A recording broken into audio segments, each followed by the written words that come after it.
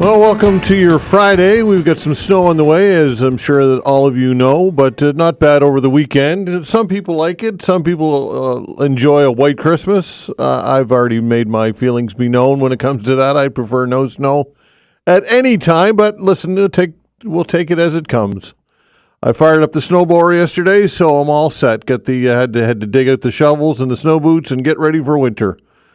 Because it is on our doorstep. We'll be talking to Alistair Alders later on in the show, as we do each and every Friday after the 12:30 news. Alistair will join us, and he'll give us all the latest on what we can expect via the storm, which is heading our way into tonight, into tomorrow.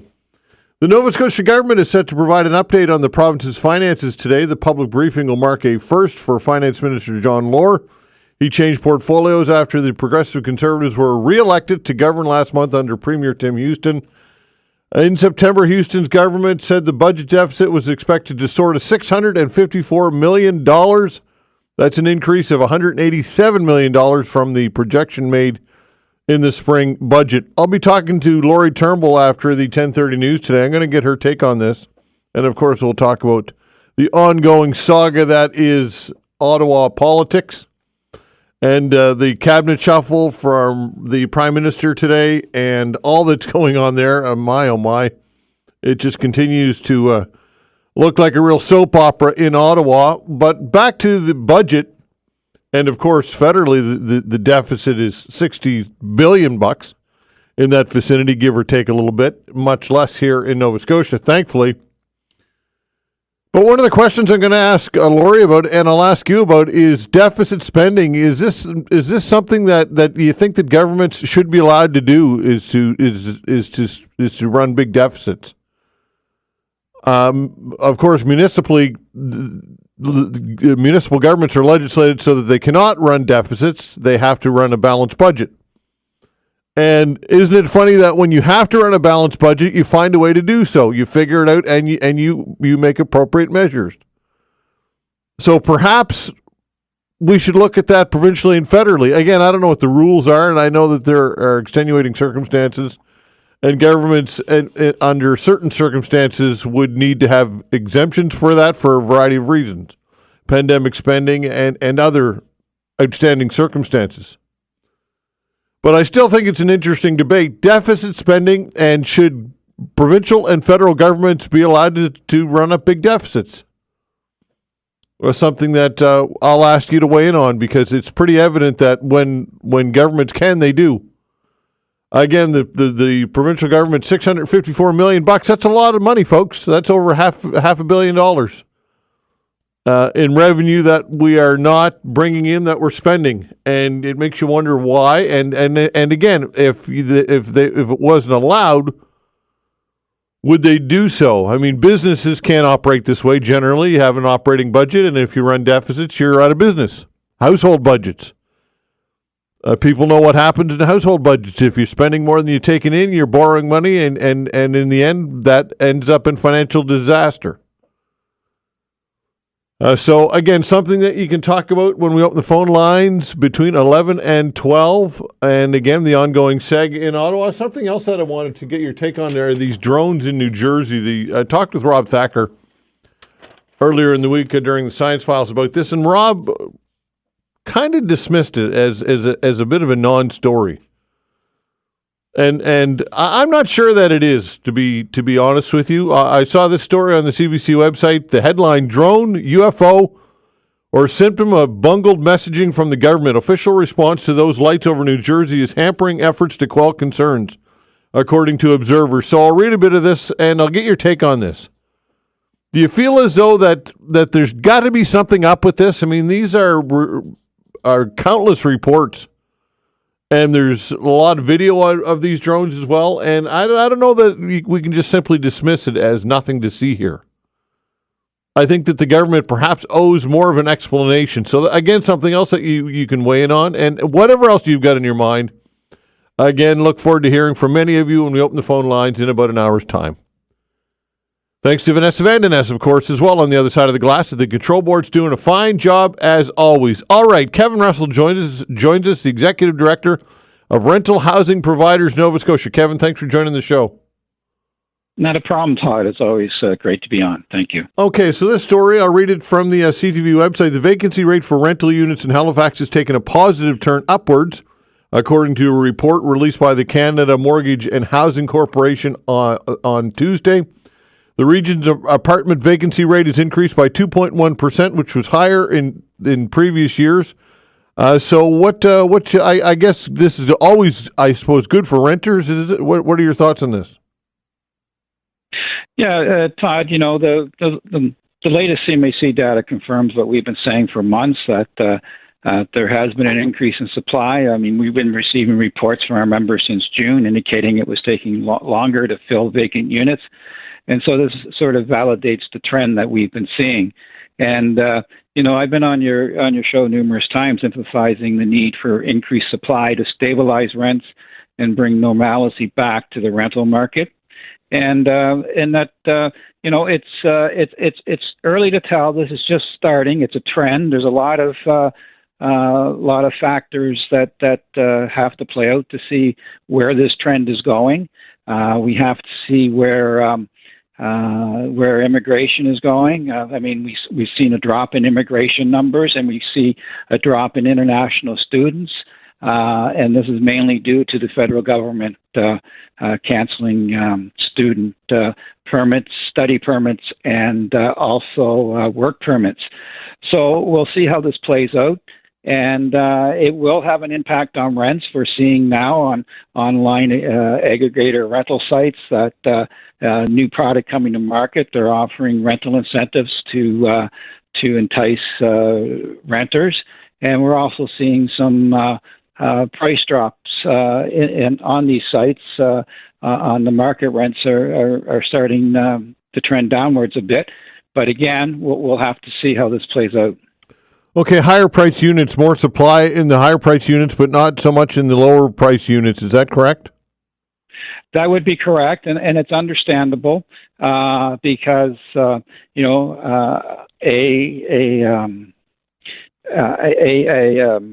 rent control that's in effect. There's usually less mobility and less turnover in the lower end units. But as time goes on and the market returns to normalcy, you'll start seeing that market starting to loosen up and become unclogged, and you may start seeing mobility as people move up to the newer units and opening more spaces in what would be the more affordable units, and that would be mainly in the older buildings. Okay, so the price point of around $1,300 or below, less than under 1% for vacancy, and for a lot of people, that's exactly what they need is that price point. So what do you tell those who just say, look, I can't afford anything above $1,300 and I can't find a place, and what's your message to people? Well, right now, I would say, let's see how this plays out. I mean, again, it depends on other factors where rents will be going. They may stay where they're at, or there may be some incentives to move into these buildings. So again, it will depend on a case by case basis. It will depend on a lot of things, but again, we'll know more in 2025. Probably mid-year will probably be a good indication of what's going on in the rental market in Nova Scotia. Okay, so I guess what's going to change though for people under that price point of $1,300 or less? I don't see anything that's going to change. Perhaps I'm missing something. What are your thoughts? Well,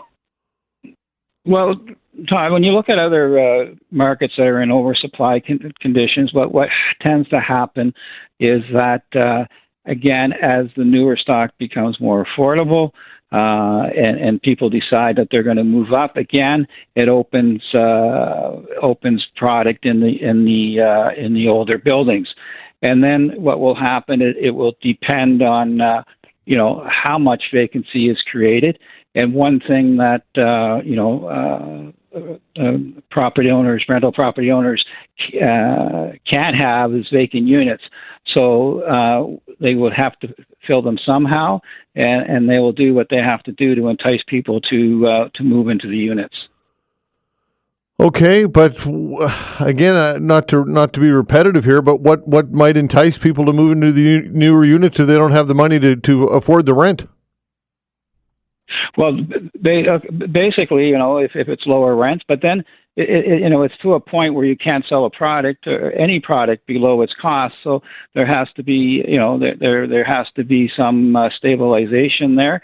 And I think, this is definitely comes down to an income issue, and not to be flippant on that, but a lot of wages in Nova Scotia haven't kept pace with inflation and the cost of living in this environment. We see it in many sectors, the grocery sector, and you see it on fuel and wherever. And so wages have to increase, and also government programs have to become more robust to be able to have people to be able to afford the basic needs in life. All right. What about public housing? And there's been a call for an increase of public housing. What are your thoughts on public housing? Well, as an industry association, we've always supported the increase in the not-for-profit sector. We feel they're the best entities to handle affordable housing, and there will also need for public housing to provide homes for those who are the most vulnerable and the lowest income. So there's a three-pronged strategy I would think would have to be put in place. You would have to have a combination of public housing, increase not-for-profit housing, and increase in private sector housing. All right, fixed term leases. This is a conversation that we've had many times before, and you still believe that a fixed term lease has a role.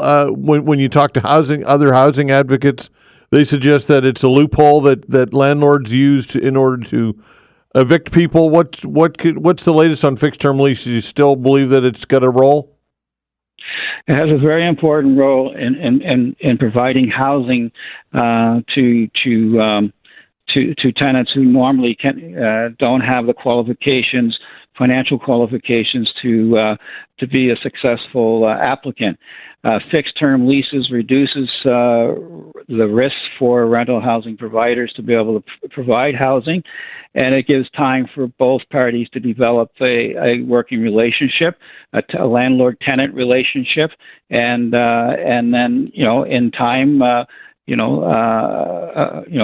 rental housing provider will never ever get rid of a good tenant, in normal times. So this is where we see the fixed term leases as a pathway to housing, and reestablishes tenancies, long-term tenancies for many renters. Okay, so what you say that a landlord would never get rid of a good tenant. What qualifies as a good tenant? Because I've heard from countless people who say that they always paid the rent on time, and they were rent evicted, or they were evicted, or rather their lease was not renewed, and then the rent went up by a large amount after they left. So what's your response to people who have paid their not made a nuisance of themselves, who have paid their rent and have been evicted, or I should say their lease has not been renewed, and then the landlords just charged more money to the next person? What's your response to that?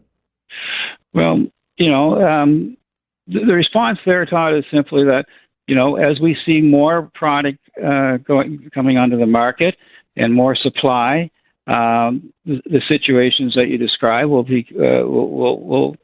exist. I mean, it's an issue, and the other side of that story is sometimes we're seeing these stories based on anecdotal evidence. We really don't have a clear indication as to what actually is happening. Sometimes there's always a second side of the story that never gets reported.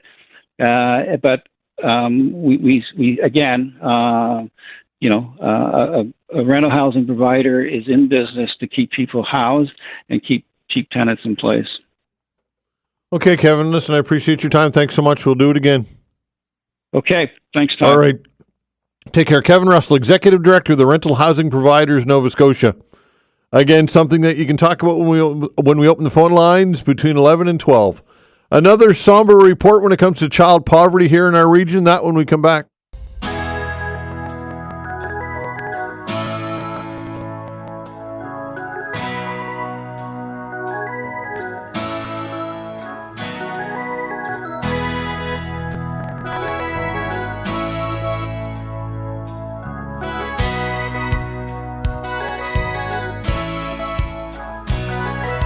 Child poverty in Nova Scotia is among the highest in the country, according to a new report from the Canadian Centre for Policy Alternatives. The report records the highest single-year increase in child poverty in 35 years. Dr. Christine Saulnier joined us to talk with this co-author of the report with the Canadian Centre for Policy Alternatives. Christine, thanks for joining the show. Good morning, Todd. So, again, another somber report when it comes to child poverty. It just seems as though we're on a bad roll here. Well, it's true. I mean, the report shows that there's a 16% increase, so about another 6,000 children were living in poverty the last time that we could find the data. So that was for 2022. And I'll underline that even, looking at less comprehensive data, so the market basket measure, I mean, Nova Scotia's rate more than doubled and is actually the highest poverty rate in the country. And I say that because I'm hearing from government now responding to the report saying, no, we've done some things since 2022. And I just want to underline that we're talking about 41,000 children in Nova Scotia who were living in poverty according to the data in 2022. And we know what's happened since 2022, very little to support in terms of really lifting families out of poverty.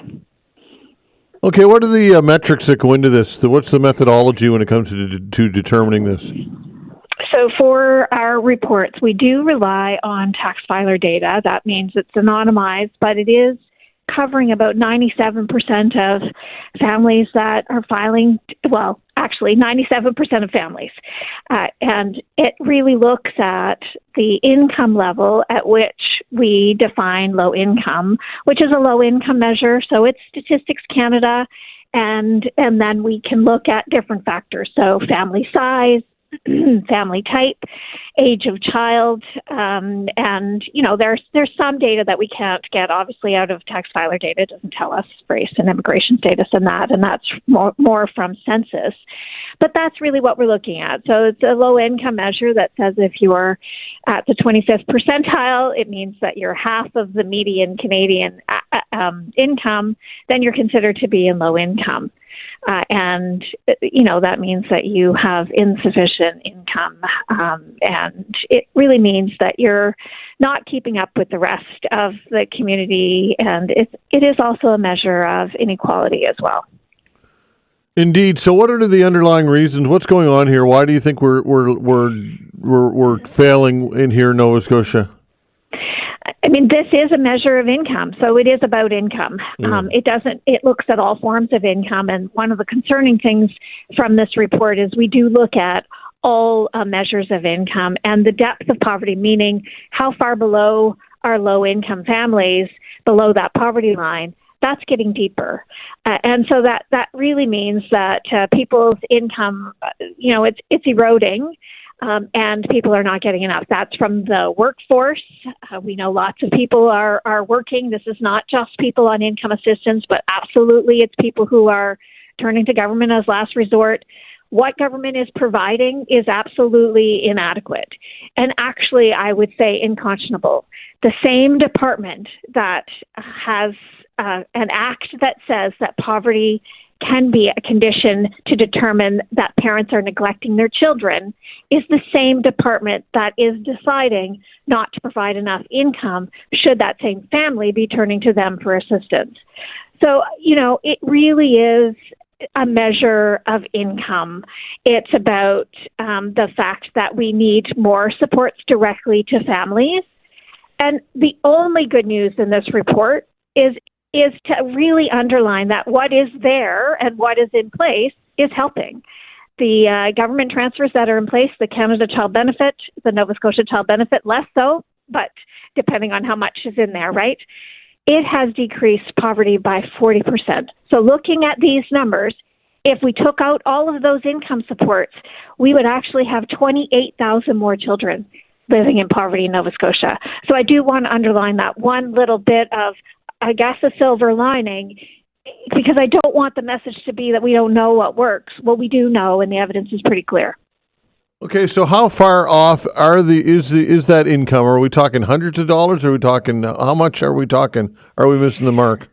Yeah, we're talking thousands of dollars. So some of these families would need an extra $1,100 a month to just be able to make the low income line. And that's all families. Mm-hmm. I mean, we can look at income assistance itself. It is similarly inadequate. And I do mean all of that income together. So the GST credit, the Canada Child Benefit, and other things that actually more families should get access to than those who are living in deep poverty. And that's the other thing, is these are missing the mark, not just in terms of those living in poverty because of how little income is provided, but also because they're not actually reaching all the families who deserve support. And so that's the other part of this is, they're deeply inadequate. I was trying to find a word there to describe how inadequate, but yes. And that, that's speaking to the minimum wage. That is speaking to how much of a low wage economy, when we have at least 30% of our workers earning $20 or less an hour, we know we have, systemically a problem. All right. So is there any reason for optimism here? I just don't see government stepping up and filling that void anytime soon. I mean, they barely keep up with inflation. Yeah, well, they did announce that they would be adjusting income assistance to inflation. That is good. We do want to see that happen because at the very least, it means you're not eroding the inadequate base that exists, right? That is something.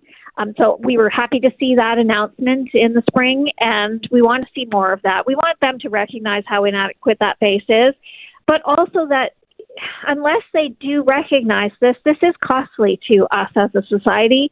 It's costly to government as well. When we have people who are struggling, who are stressed out, who may be living in tents, all of that is obviously taking a toll on their health.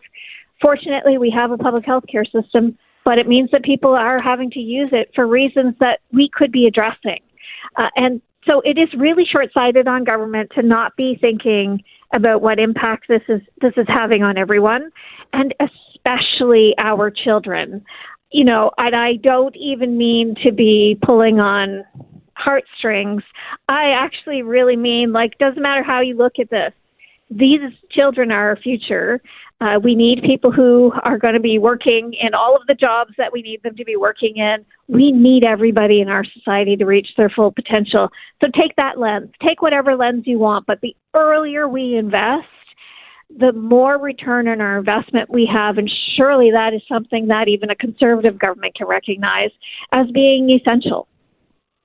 Okay, the report is available for everybody to see online, I'm assuming? It is. It is quite filled with lots of data there. I mean, it is available on policyalternatives.ca. It does talk about, again, different family sizes, and it has, I don't know how many communities in there, but it does break down by geography as well, if people are interested in seeing. That includes neighborhoods within Halifax. I mean, we see high poverty rate across this country within urban settings, within rural as well. But if people are interested in seeing where they're sitting, I mean, we're almost 1 in 4 children at 24%. But there are communities that have much, much higher rates and communities that have lower rates. Christine, appreciate your time. Thanks so much. Thanks so much, Todd. All right, take care. Christine Sonia, co-author of the report, Canadian Centre for Policy Alternatives.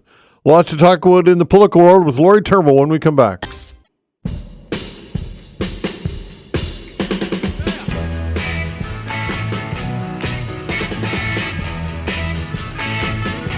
All right, joining us for a chat, Lori Turnbull, Dalhousie University political science professor. Lori Turnbull, where to begin, eh? There's no end in sight. Where to begin, right? I know. This is one of those super eventful weeks. It's true. who knows where to start? Who knows where to start? Okay, well, let's kind of break with tradition a little bit here and talk, not tradition, but let's talk a little bit about some local politics and the Nova Scotia finances. We're told that the Houston government will deliver some information today, which will talk about a deficit of $654 million. That's an increase of $187 million. What are the rules when it comes to deficit spending? I know municipal governments can't run deficits. Is there anything? Has there ever been anything in the books when it comes to, or in the law when it comes to provincial or federal governments and deficits? What can you enlighten us with this? I think the federal government not, but some provinces I think have had like zero deficit laws where essentially like the point I guess from a public perspective is that it's to assure the public we're not going to overspend, we're not going to run a deficit. I mean, these things are always panned for being accounting exercises, right? Where it's like, you're going to do what you've got to do, and you'll find some way of doing the math and adding things up and making the papers look right so that it doesn't look like you've run a deficit when in fact you have. Yeah. So like when I hear something like that, I'm like, to me, it strikes me as more of a political gimmick than actually, anything that really makes any difference. Do you think that the public, there was a time when I started in this business where deficits was big news. People got up in arms about it, or not up in arms, but there was some concern. It seems to me that now people kind of glaze over when they hear about deficits, even massive deficits. What are your thoughts on how that spins politically and how much concern the public has for deficit spending? I think you're right. I think, like, I can remember too, like when, when we were in the 90s kind of thing, and Chrétien and Martin were trying to figure out how to wrestle the economy back in order. And if you look at some of the things that Chrétien has said, and I ended up writing a chapter about him in a book that I finished last year, and some of the things that he said, it makes it clear, like, he was worried that the economy was absolutely going to fall apart. He was worried that the country was in danger. And because of the size of, what we were carrying in terms of deficit and debt. And so he and Martin get together, they figure it out, they reduce transfers to the provinces. It was awful in the sense that the provinces weren't getting what they needed for programs, and everybody felt the pain. But we got through it, and the economy got back on track.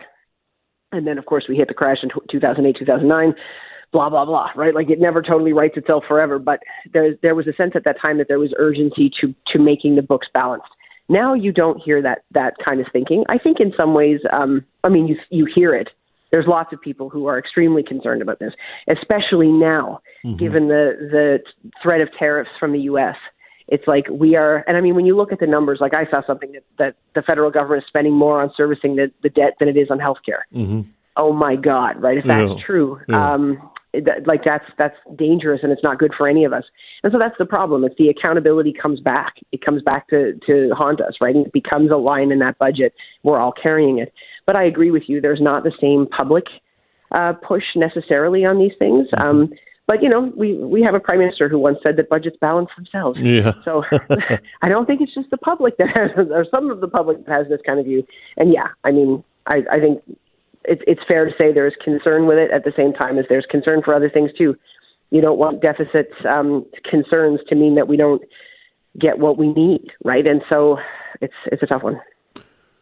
Okay, speaking of Justin Trudeau and this cabinet shuffle, at this point, I would think that there would be some that might not even want to be part of this new cabinet because of the political climate that is Ottawa right now. And I don't know, what are your thoughts on a cabinet shuffle? Are you surprised, or what do you think is, I guess, your thoughts in general on what's happened over the past week or so here? Oh, my God. Okay, so first of all, with the cabinet shuffle, I don't think he really has much of a choice, even aside from all of the other crap that's exploding. I think, he's got a few ministers who have said they're not going to reoffer. Mm-hmm. He's got a few ministers who are carrying multiple portfolios. And, of course, because of the Freeland fallout, Dominic LeBlanc is now minister of, half the stuff. And so he can't keep doing that. But even apart from that, there were enough people who said they weren't coming back that he has to reapportion those portfolios in a way that makes sense, because some ministers, again, are carrying several things, and it doesn't make sense. That's not a good way to do government.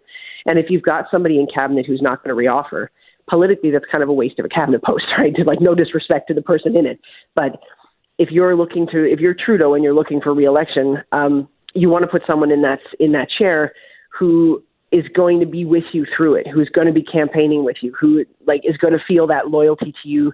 and is going to be looking at the bigger project, as opposed to somebody who is kind of counting down to the days before they can leave. So I think the shuffle was coming no matter what. Freeland basically blew a hole in the government and blew a hole in the Liberal Party. And I have never seen anybody more effective at putting a pox on Trudeau and doing something to try to hold him to account. Like, this is the most devastating thing that's happened to him, I think, since he became prime minister. And clearly they weren't prepared for it, because Monday came and went and it was 4:00 by the time we had a finance minister. So I think that, frankly, like, with all respect to everybody who was sworn into cabinet today, I think that the key story is going to be, what is Trudeau going to do next? And there's nothing that a shuffle is going to do to overshadow any of that. Do you think if Freeland went or played nice and did not do what she did, do you think that Mark Carney would be the finance minister right now? No, I just am not. I am not convinced that any of this Carney flirtation has ever been anything other than flirtation. This has been years. Like, when Bill Morneau left, that was like 4 years ago. They were talking about, he has to leave because Trudeau is openly courting Mark Carney for the position, and Morneau's in an awkward spot, and that turned out to be BS. So I'm not convinced that Carney was ever close to any of this. Like, maybe he was, but maybe he wasn't. I have no clue.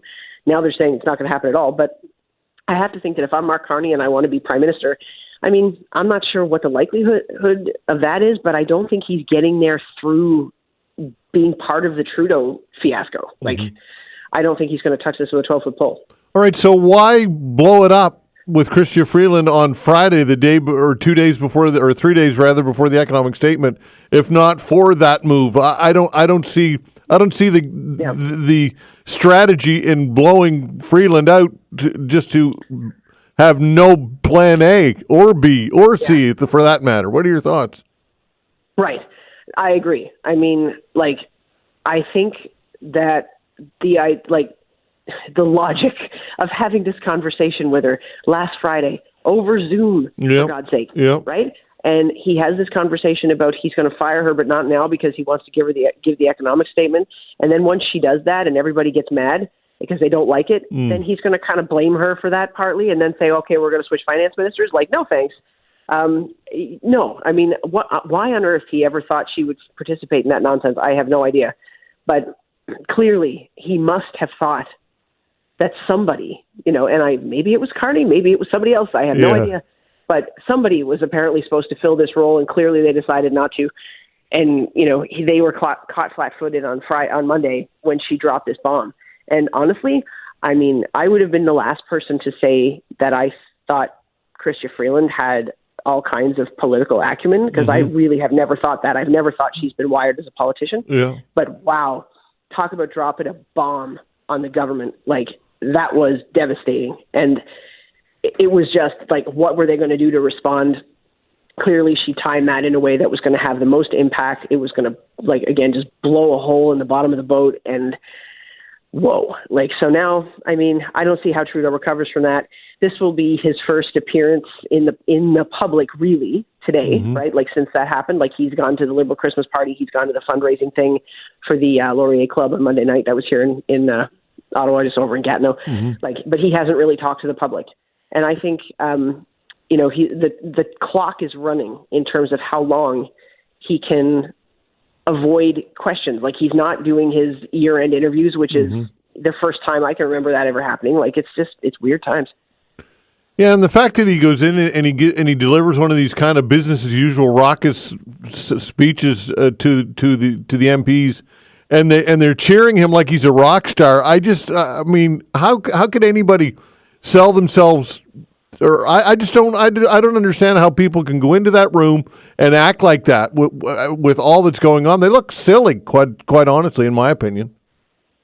It looks silly, but there's something weird going on. Like, like the kayfabe in professional wrestling. Yep. That's what I think of when they're all playing this role and they're all cheering him on. And I'm like, you just went on a news show 5 minutes ago where you said he should quit. What are you doing? Like, it's just, are they all ever going to call BS on it or no? Exactly. It's just a very strange feeling. Exactly. Back to Freeland. Do you think that I read a story today that I've got it in front of me here. Yeah, Prime Minister's team blindsided by her resignation, and according to the CTV story, she took the news fairly well over Zoom, like you said. What a pathetic way of delivering that type of news. But apparently she was okay with it. She was corresponding over the weekend, saying that she would do her best to make it work, her new role. And then, do you think that she just that she brewed over the weekend, and then by Monday she was just so ticked off that it was like, hell with you, I'm not doing this? Or do you think that this was calculated right from Friday through the weekend to kind of play a decoy here? What are your thoughts? Honestly, that letter, I don't think was written on Monday morning. The letter that she put out in public was pristinely written and thoughtful and impactful and suggested to me, I mean, no offense, like she's a writer, she's a journalist. Maybe she did write it at 7:30 Monday morning. I don't know, but I don't think so. I think that was, I don't think that was her first draft. I think I don't know when she decided that this was coming. But the other thing too is that there was obviously tension between them, right? This was not like when she was Thursday or Friday, I guess it would have been the Thursday press conference, I think in Toronto, where somebody was asking her about that tension between she and the Prime Minister. Like it kind of felt like he was now openly courting Carney, and he wasn't trying to say, oh no, I have confidence in Freeland. Like he wasn't saying that. He was kind of hanging her out to dry. And I think it was Laura Stone who asked her a question about it in Toronto at a presser, and she was in tears. So no, I don't think this was like, I think she's extremely, extremely, extremely smart. And I think she probably knew some version of this was coming, and I think she was ready. All right. Does she have any political capital? Is it possible that she emerges out of this thing as a real leadership candidate for the Liberals? What are your thoughts on her future? Oh, hell. I mean, could she emerge as a candidate? Absolutely. Yeah. As a viable candidate, I should say, as a viable candidate. Viable candidate, absolutely. Can she get some mileage out of this as the Trudeau slayer? You bet. Yeah. But up against Dominic LeBlanc, up against Mark Carney, I don't know. And the craziness around the Liberals' rules now in terms of membership is that they're highly vulnerable to entryism in any future leadership race unless they change the rules. So it's quite unpredictable. Yeah, I find it interesting that the most impactful thing she did with all of these portfolios is what she did after she was on the way out. I'd say that says a lot, but good on her. I think it's great. She gets my vote for Newsmaker of the Year. Absolutely. Lori, great stuff as always. We'll talk soon. Thank you so much. Happy holidays, Todd. All right, take care. Lori Turnbull, Dalhousie University political science professor. And again, we'll open the phone lines and get your take on this in a little bit. Here's why critics believe hundreds of medically assisted deaths shouldn't have happened. We'll talk about this when we come back. All right, this story recently on the CTV website, recently released data from Stats Canada shows a record high in the number of people who chose medical assistance in dying in 2023, but critics of the law say there were more than 600 cases last year where they believe the program shouldn't have been an option at all. Joining us to talk about all of this is Dr. Sonu Gand, a psychiatry professor at the University of Toronto. Dr. Gand, thanks for joining the show. Thank you for covering this very challenging topic. Indeed. Okay, so you would safe to say that you're a critic of MAID, are you? Is that a generalization, or is that accurate? So it's actually more nuanced than that, and I think that most Canadians probably share the kinds of views that I do, because I'm not a conscientious objector to MAID. I actually was physician chair of my former hospital's MAID team. I would not have done that if I had a blanket objection to MAID. Okay, fair enough. What are your concerns then? So the concerns are that since 2021, the law has been expanded to allow MAID for things that I think most Canadians would not agree with and are actually quite shocking at times. And so when it first came in, it was for end-of-life situations. Mm-hmm. And in 2021, it expanded on what's called Track 2 to allow MAID for any adult with any disability, regardless of how much time they may have left to live. Could be decades left to live. And what you then find is that it's all sorts of life and social suffering, including things like poverty and housing insecurity, that start to fuel those people's MAID requests. That's problematic. I don't think most Canadians thought that's what MAID would be for. Okay, is there empirical data that would back that up? You say most Canadians. Is there any survey data? Is there any empirical data that would suggest that you're correct on that? So most Canadians, when they've been surveyed, do and have expressed support for MAID in terminal conditions. So the sort of thing where somebody's facing end-of-life situation, and it's offered compassionately to help avoid end-of-life suffering. But what we've now done on Track 2, and the data that backs this up, has come out in recent Ontario coroner's reports, and also the federal reporting that just came out about a week or two ago. And what it shows is that on the second track that I mentioned, of people who are not dying otherwise, but disabled, you have very high rates of loneliness, isolation, and feeling a burden driving their suffering. Almost half of people on Track 2 cite loneliness, almost half cite suffering. They also feeling a burden as fueling the suffering leading to MAID requests. They also come from areas that have higher residential instability. The Ontario data and national data show that. And the Ontario data also has clear signals of material deprivation, meaning, less resources. And you also see a gender gap emerging of more women than men getting MAID for nebulous conditions like frailty and hearing loss. All right. Tell us about the decision-making process. What goes into an application and under Track 2, and how are what's the process? So it's supposed to be something where MAID's offered for a medical condition that is grievous, meaning serious, and irremediable, meaning cannot improve and can be predicted that it will not improve. That provides essentially the foot in the door.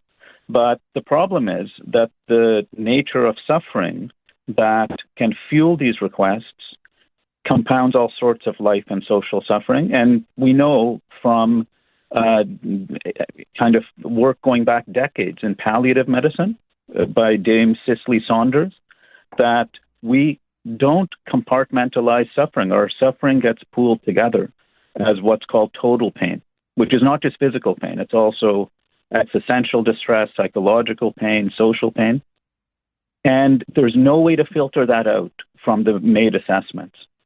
So the problem is that we have the medical condition, so somebody with chronic diabetes would qualify from the medical condition, but the nature of suffering that's fueling the request, there's no way to filter that out from their social suffering.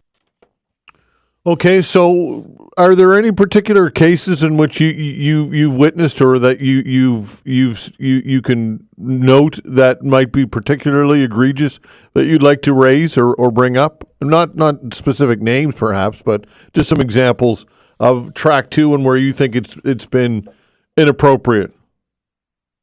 So there are a number, actually. The Ontario coroner's reports document some of these, including, for example, a man, I believe he was middle-aged, I can't remember the exact age, but middle-aged man who had numerous psychiatric conditions and some, I believe he had a gastrointestinal illness or condition as well. But the psychiatric conditions were untreated, were not properly treated. He also had addictions. And, you can't make this stuff up. During a psychiatric assessment, the psychiatrist asked if he had considered MAID. MAID was then pursued. He got the assessments done. He was offered MAID. He was not offered treatment for his addictions. And the MAID provider literally chauffeured this man to his MAID provision. They provided him a ride to his MAID provision.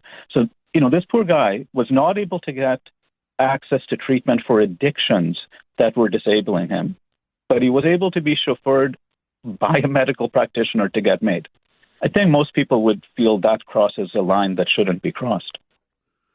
And there are other, actually just recently there was the reporting of a patient in BC who, during a psychiatric admission, went out on a pass while they're admitted to a psychiatric mental health facility. Mm-hmm. They went out on a pass and they never returned. And it was only at that time that the treatment team was then made aware that actually they went out on a pass and got MAID while on a pass.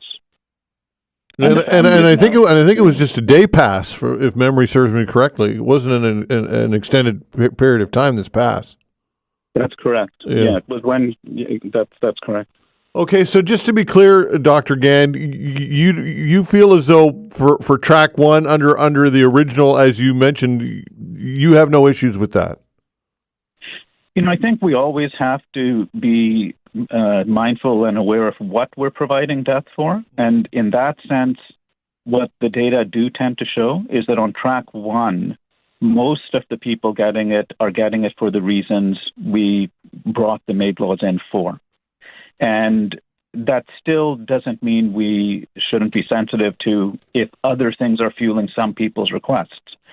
But at the same time, what the data does seem to show is that most people there are getting it to help avoid end-of-life suffering.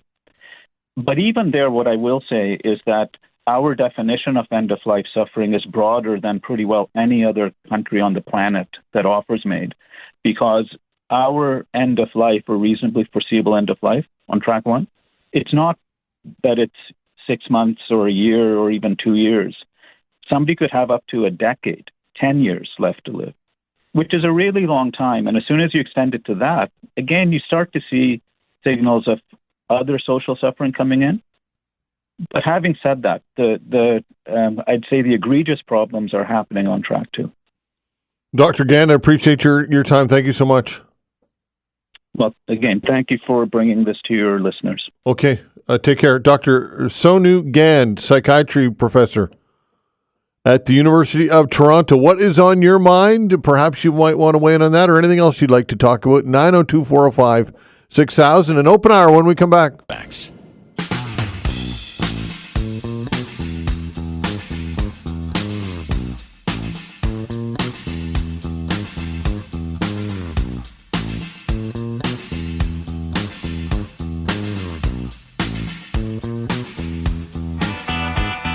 All right, taking your calls, 902-405-6000. What would you like to talk about today? Again, 902-405-6000. Dominic LeBlanc says that he doesn't think that Canadians want this government to be a distraction by looking at itself and observing itself, or whatever term he used. I just heard in the newscast. Well, it's a little late for that. It's a little late for that. I think that perhaps there should have been more thought a week ago. Man, oh man, if Justin Trudeau could turn the clock back, I'm sure he'd love to go back a week and not have that Zoom call with Chrystia Freeland in which he told her good riddance, thanks but no thanks, when it comes to being the finance minister. I just think that it's been a disaster, obviously, and irreparable, I think, in many ways. I don't know how they can possibly rebuild at this point or regain Canadians' confidence. And the cabinet shuffle, I can't see how it gets it done. What are your thoughts on that? 902-405-6000. Will a cabinet shuffle mean anything? And what could this government do next? And do you think that they are taking this Trump tariff threat seriously enough? Because it does not appear as though they are. I don't know what tangibly they're doing or what their plans are. They're not returning. Parliament's not reconvening until January 27th. And to my knowledge, I don't think that there's any special committees being held or I don't know what proactive steps they're taking in order to deal with this. We know that the provincial or rather the premiers are taking the bull by the horns when it comes to dealing with this. Being led by Doug Ford and others. And this position of weakness that we're entering this with is very, very concerning, in my humble opinion. What a time to be going through this tumultuous upheaval in Ottawa, right on the cusp of January 20th, in which Donald Trump will be inaugurated. This is not good, folks. We have to figure this out, and we're looking for leadership from the federal government. I've said this before, and I'll repeat myself. I think it's a massively missed opportunity by the Prime Minister to show leadership. And for whatever reason he justified or he justified in his mind for getting rid of Chrystia Freeland, and I'm not going to suggest that, or I'm not going to pretend that I was a big supporter of hers, because I'm not and have not been. I think that the state of the finances of this country kind of speak for themselves, and her track record. But my oh my, what a way to what a situation. It just continues to deteriorate more and more. So a cabinet shuffle, will that fix anything, in your opinion? 902-405-6000. What else would you like to talk about? How about deficit spending in general? Here in the province of Nova Scotia, $654 million deficit is what we're hearing about, a budget deficit. Does that concern you? Or whatever else you've got in your mind. 902-405-6000. Give us a call again, 902-405-6000. That's the way to reach us. Bill's giving us a call. Hello, Bill. God, you got me on early here. What's going? Well, I thought you called early, so I thought I'd get you on early. Okay, Todd. One thing that I wanted to bring up, I like to try to think about things that's different, but Blue Nose, the first Blue Nose, okay, sunk down there on the reef, there on one of the islands down there in the down south, one of the islands. I'm not sure which one, but it went aground on the reef down there. Yep. Scattered on the reef, right? Yes. What am I driving at? Well, how come we don't have somebody, I don't know who, a group, diving group, province, whatever, go down there and bring back some of that. I'm sure some of that must have been some steel in the boat. Maybe the wood's gone, deteriorated, but there must be some of that steel still. Has anybody ever went down there and go down and then try to bring back some so-called souvenirs? I have no idea. Maybe the anchor must still be intact, I would think. I'm sure that there would be some artifacts that would be there. I don't know, though, Bill. Maybe that's happened. I'm not sure. Well, I'd like to find out on that one. Throw it out to your audience there for what it's worth. The other thing is on this deficit stuff. Mm-hmm. This is terrible. I mean, this is outrageous. You know, you put these people in to look after your affairs, the government and so on. It doesn't make no difference. They do what they want. There don't seem to be any control there as far as the money's concerned. Yeah. I mean, that there, I don't care which government, none of them should be, there should be automatic, there must be some way you can bring up something and say, this is it. You can't, run deficits. Is there no way we can? Well, we know the municipality by law can't run a deficit, so they don't. Isn't it funny? Isn't it funny that if you can't, you don't. If you can, you do. That's human nature, isn't it, Bill? Well, in some ways, the city type of government is a good one because also you're not beholden to some liberal party or conservative party. They're on their own. Sure, they got allegiance to Ottawa. We'll say, like for instance, former mayor there. But other than that, there's got to be some way to bring this to a halt. Okay, Bill. Appreciate the call, pal. Take care. Thanks, Todd. Okay, 902-405-6000. Yeah, and again, if you are not allowed to run a deficit, you don't. And the municipalities are a case in point to that. By law, they are not allowed to run a deficit, so they balance their books. But the provincial government and the federal government, they can run deficits, and therefore they do. 902-405-6000. Larry, hello. Hello, Todd. Season's greetings to you, sir. You too. Oh, what shall we talk about today of any significance? Maybe you could define something for me, kind sir. Okay, I'll give it a shot. Oh, yes. Well, you're very knowledgeable. Been there for a little while. You must have soaked up something. Yeah. What's the difference between a national government and a federal government? Yeah, that's a good question, Larry. Do you have the answer? Well, I have partial answer given to me by people of greater learning than I. Apparently, we have a federated government, a federal government, Yes. which is not the same as a national government. And what really amuses me is, at my age in life, I've seen many come and go, many promises made and broken, and many lies told. Nothing seems to have changed. It's like the weather. Everybody complains about it, but nobody does anything about it. Well, isn't it about time we took a look at how our government, our country's government, be it national or federal or whatever it deems to be, isn't it about time we held them accountable? If you mess up bad with your radio station, I rather suspect the people that cut your paycheck are going to throw your ass out on the street. Yeah, that's right. Well, why can't we do the same thing with politicians? Second question, how come there's over 360 members of parliament in a country that has 10 provinces and three territories? It boggles the mind how easily this central government can bamboozle the Canadian public into believing that they're more significant than they really are. Yeah. I'm tired of it, but I can't do anything about it. I'm on my way out. I'm approaching 80. Yeah. And I got to tell you, I've never seen the lackluster performance by so many Canadians, or whatever we are today. I don't know what Canada is anymore. I know what Nova Scotia is because I'm a Nova Scotian first, and the Canadian, whatever that is, second.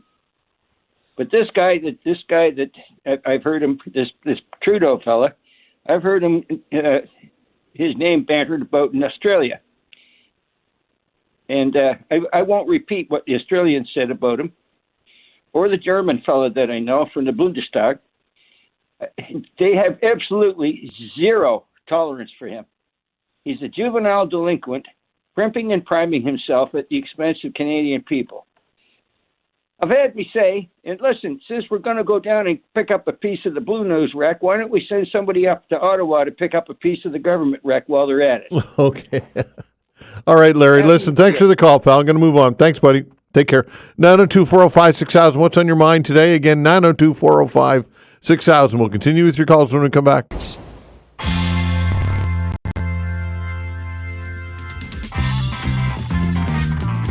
All right, your calls continue, 902-405-6000. I just did a Google search of the difference between a national government and a federal government, and here's what this came up. A national government is the central government in a federal system of government, while a federal government is a national government in a federal system of government. And if that doesn't put your brain in a cramp, I don't know what will. That doesn't make any sense to me. So if somebody's got some more insight, give us a call and let us know, illuminate us. I'm not sure. What I do know is we have a dysfunctional government in Ottawa right now. Big time.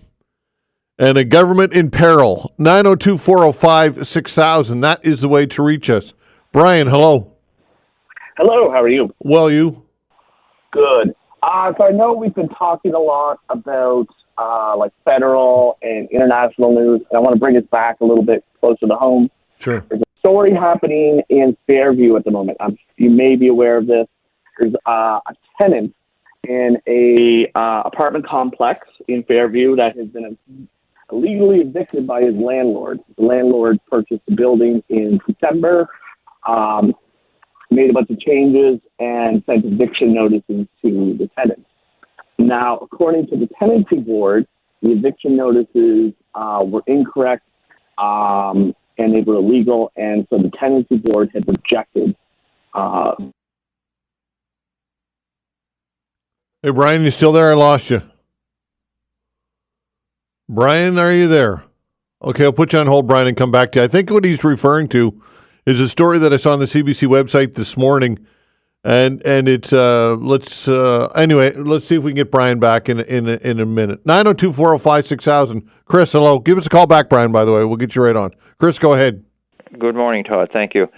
You mentioned a few minutes ago about the government's borrowing money, and also the municipalities not being allowed to borrow money and thereby balancing their budget.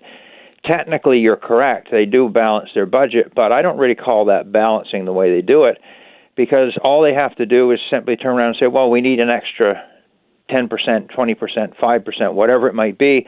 We'll just go to the taxpayer and dig in their pocket a little deeper. technically it's a balancing of the budget. They don't run a deficit, but you can't keep going to the taxpayer every time for these expenditures that, in my opinion, are definitely not necessary. At budget deliberation times, and I've mentioned this before and you perhaps remember it, and it's probably never going to happen, but they should just sit down and look at the line items in the budget. All the necessities first. Look at what they grossed last year from property taxes and other revenues. Let's say it's $1 billion, whatever. I know it was more than that, but go through all the necessary items you have to have, check them off, the cost of them, and when they get to the bottom of that, see where they stand there. If they're at an amount that's equal to or around the amount that they spent last year, stop there. Forget all the nice-to-haves and want-to-haves and things that are not necessary. But no, they don't do that. They have a whole list of items that most people don't want, bike lanes being a big one. I haven't talked to anybody that really wants bike lanes.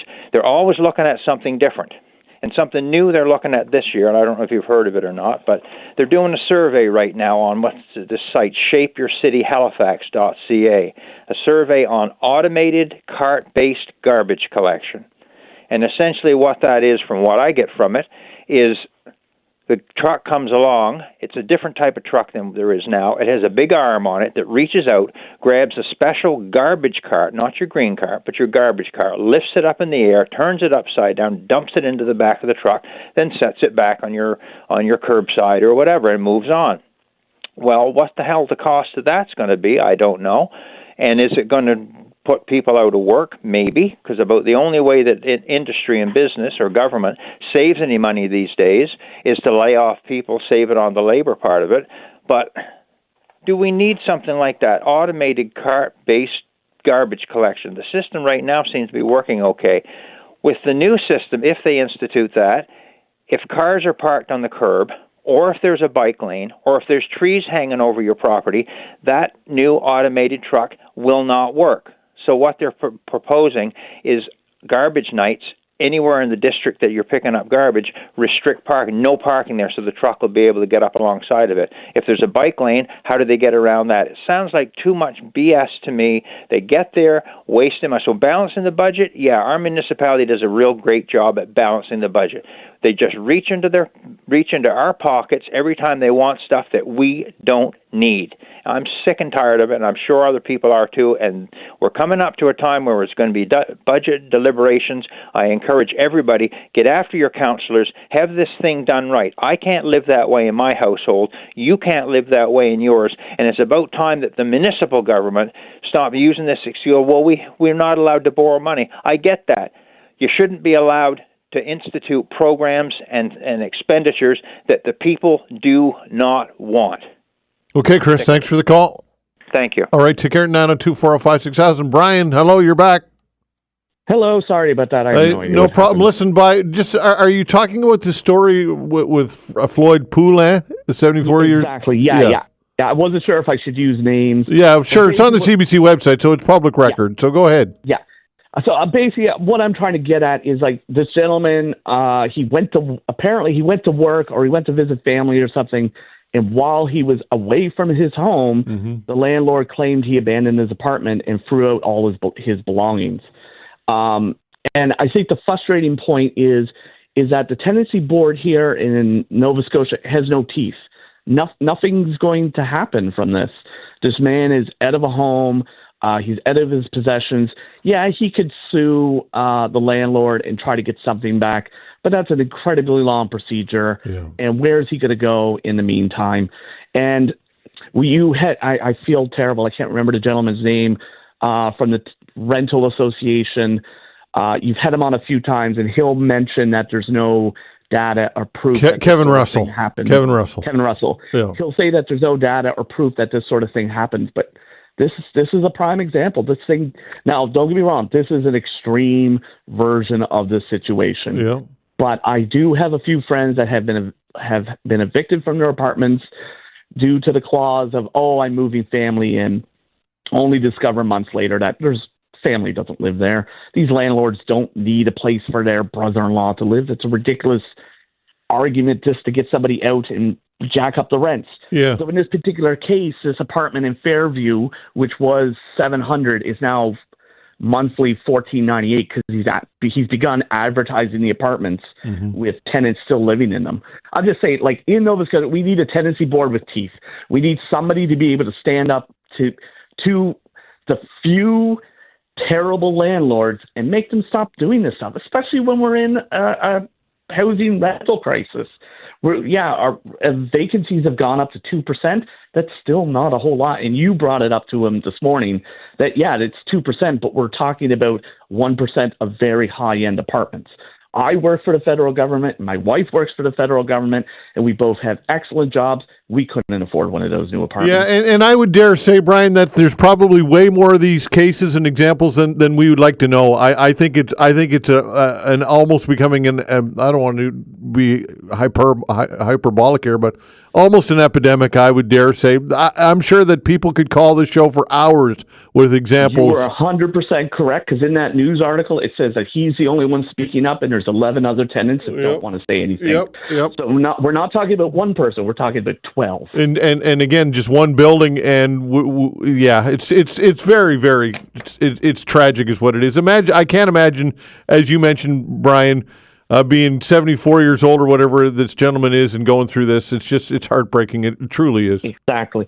And I called in a while back because the city had talked about a landlord registry, and obviously we just had an election, but we still have no answers on what this landlord registry is. Yep. Because I may be wrong. Please don't quote me on this. But this landlord in particular, I don't think he lives here. To my understanding, his business is registered out of Asia somewhere. Right. If you look up online and LinkedIn, Well, I'm going to reach out to Dal Legal Aid, and because we need to follow up on this, Brian. Thanks for bringing it up, and you're absolutely right. It's a tragic story for sure, and I can't imagine what this gentleman's going through. Thanks, Brian. Thank you. Have a great holiday. All right, take care. 902-405-6000. That's the way to reach us. We'll continue with your calls when we come back.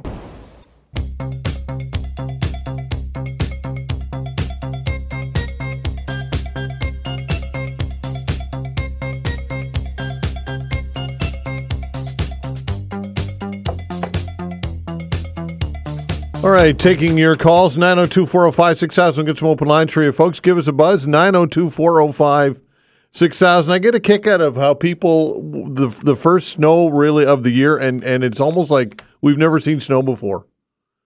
It's just like people are losing their minds. It's a snowstorm, folks, okay? Does the city really need to remind you to get your shovels out and get your winter boots ready and get your snow? Like, really, though? It's going to snow tomorrow. I'm 55 years old.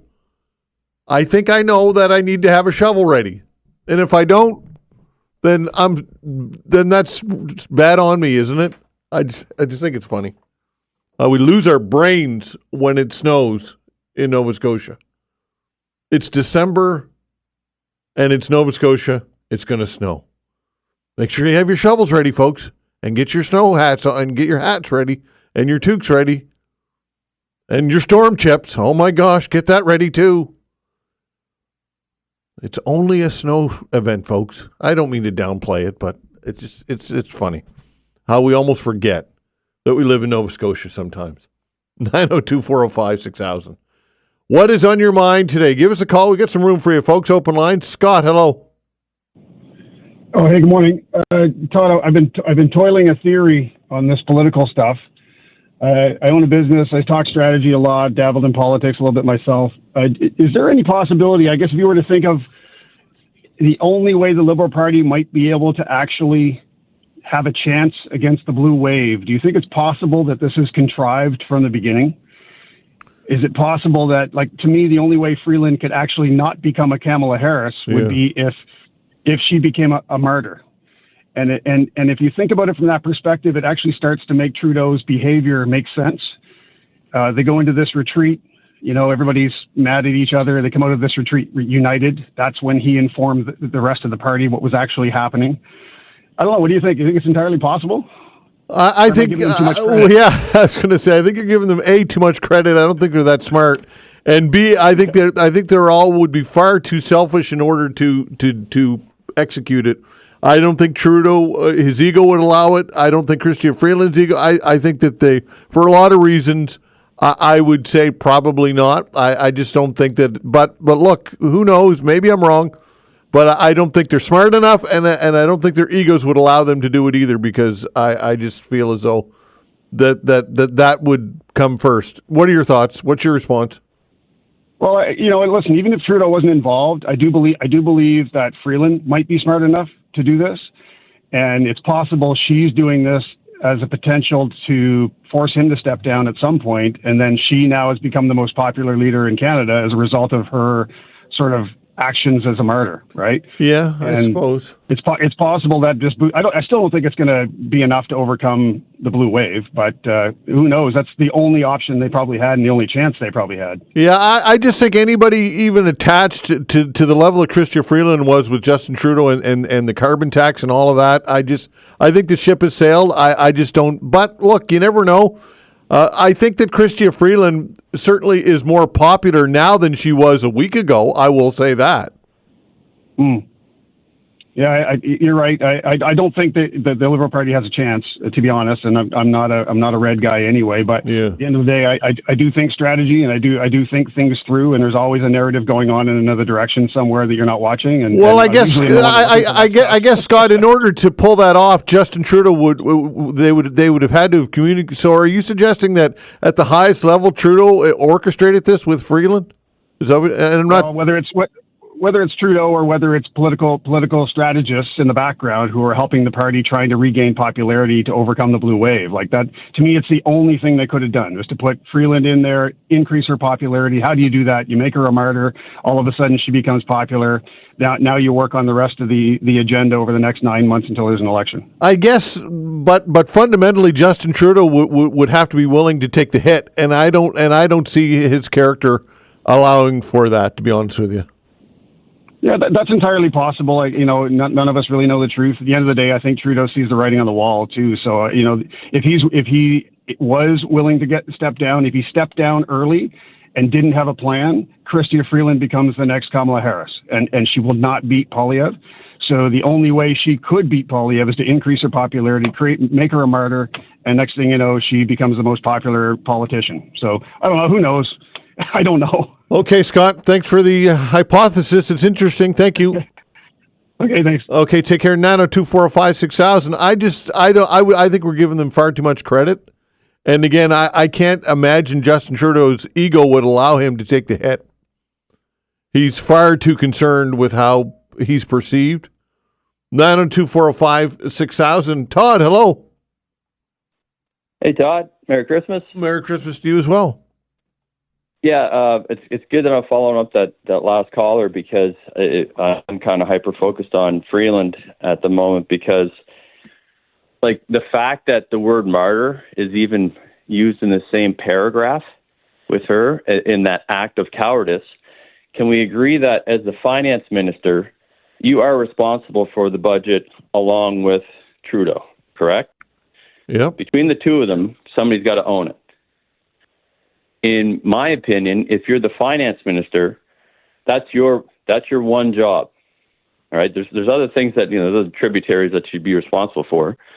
But the fall economic review, which he was supposed to deliver, when she threw Trudeau under the bus, which is supposed to be this big, martyr act, all she's doing is covering her own butt. Like, she knew the writing was on the wall, that she was going to be held to, like, absolute fire on earth by the Conservatives and everybody else. So instead of, like, taking it on the chin, she quits and then says, "Oh, well, I just don't like the way Trudeau was about to, the $250 and all the little gags that he's doing to get his popularity back over the last 2 months." Well, she's been in office for 4 years in that role. So for 4 years, she had an opportunity to walk away. She walked away with 2 hours to go. So how is that a martyr? The last thing, Todd, I want your opinion on this. Yeah. That when they had that caucus meeting, the Liberal Party that night, they said when she entered the room, they gave her a standing ovation. Yeah. So for what? What was the standing ovation for? Was it for standing up against Trudeau, or admitting you suck as a finance minister, but you're going to show your face at this caucus meeting and we're just going to welcome you back because we like having cocktails with you on taxpayers' dollars. Like, what's your opinion on this? This standing ovation. Well, I think the whole thing is just ridiculous. I agree with you. I said this when this story kind of broke. Is where was her wherewithal, or where was her backbone before all of this broke? If she didn't like the GST holiday and she didn't like the $250 check or whatever, why not say then? Why wait until she's on her way out the door? So I agree with you. I think that you're 100% bang on. Why she got a standing ovation, I have no idea. I just think that it's indicative of a party that's in complete free fall. This is the standing ovation. These are the same people that cheered Justin Trudeau that night like he was a rock star when he was spewing his idiocy. So I just think that it's just politics at its worst. And I agree with what you're saying when it comes to Freeland, and it's I really don't have much more to add other than I think you raised some valid points. Where was her backbone before all of this happened?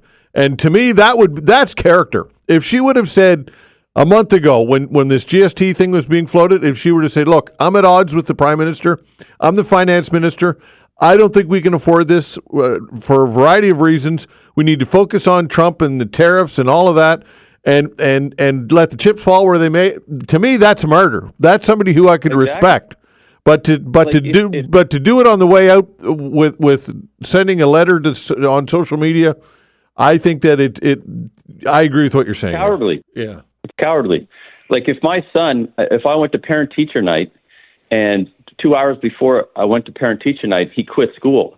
What's the difference, right? There's no accountability on his part because he's just saying, I'm out of here. I'm not going to take the heat. It's just such a childish act. And people are thinking that she's a martyr. Give me a break. Yeah. Okay. Thanks, Todd. Appreciate your comments. Thanks, Dan. All right. Take care. 902-405-6000. Character is when you do something when you've got something to lose, in my opinion. Not when you have nothing to lose and you're already on your way out. Mind you, I guess it's better late than never.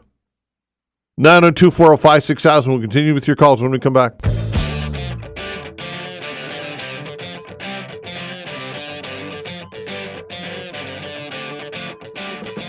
All right, taking your calls, 902-405-6000. Fred. Hello, Fred. How you doing? I'm well, you?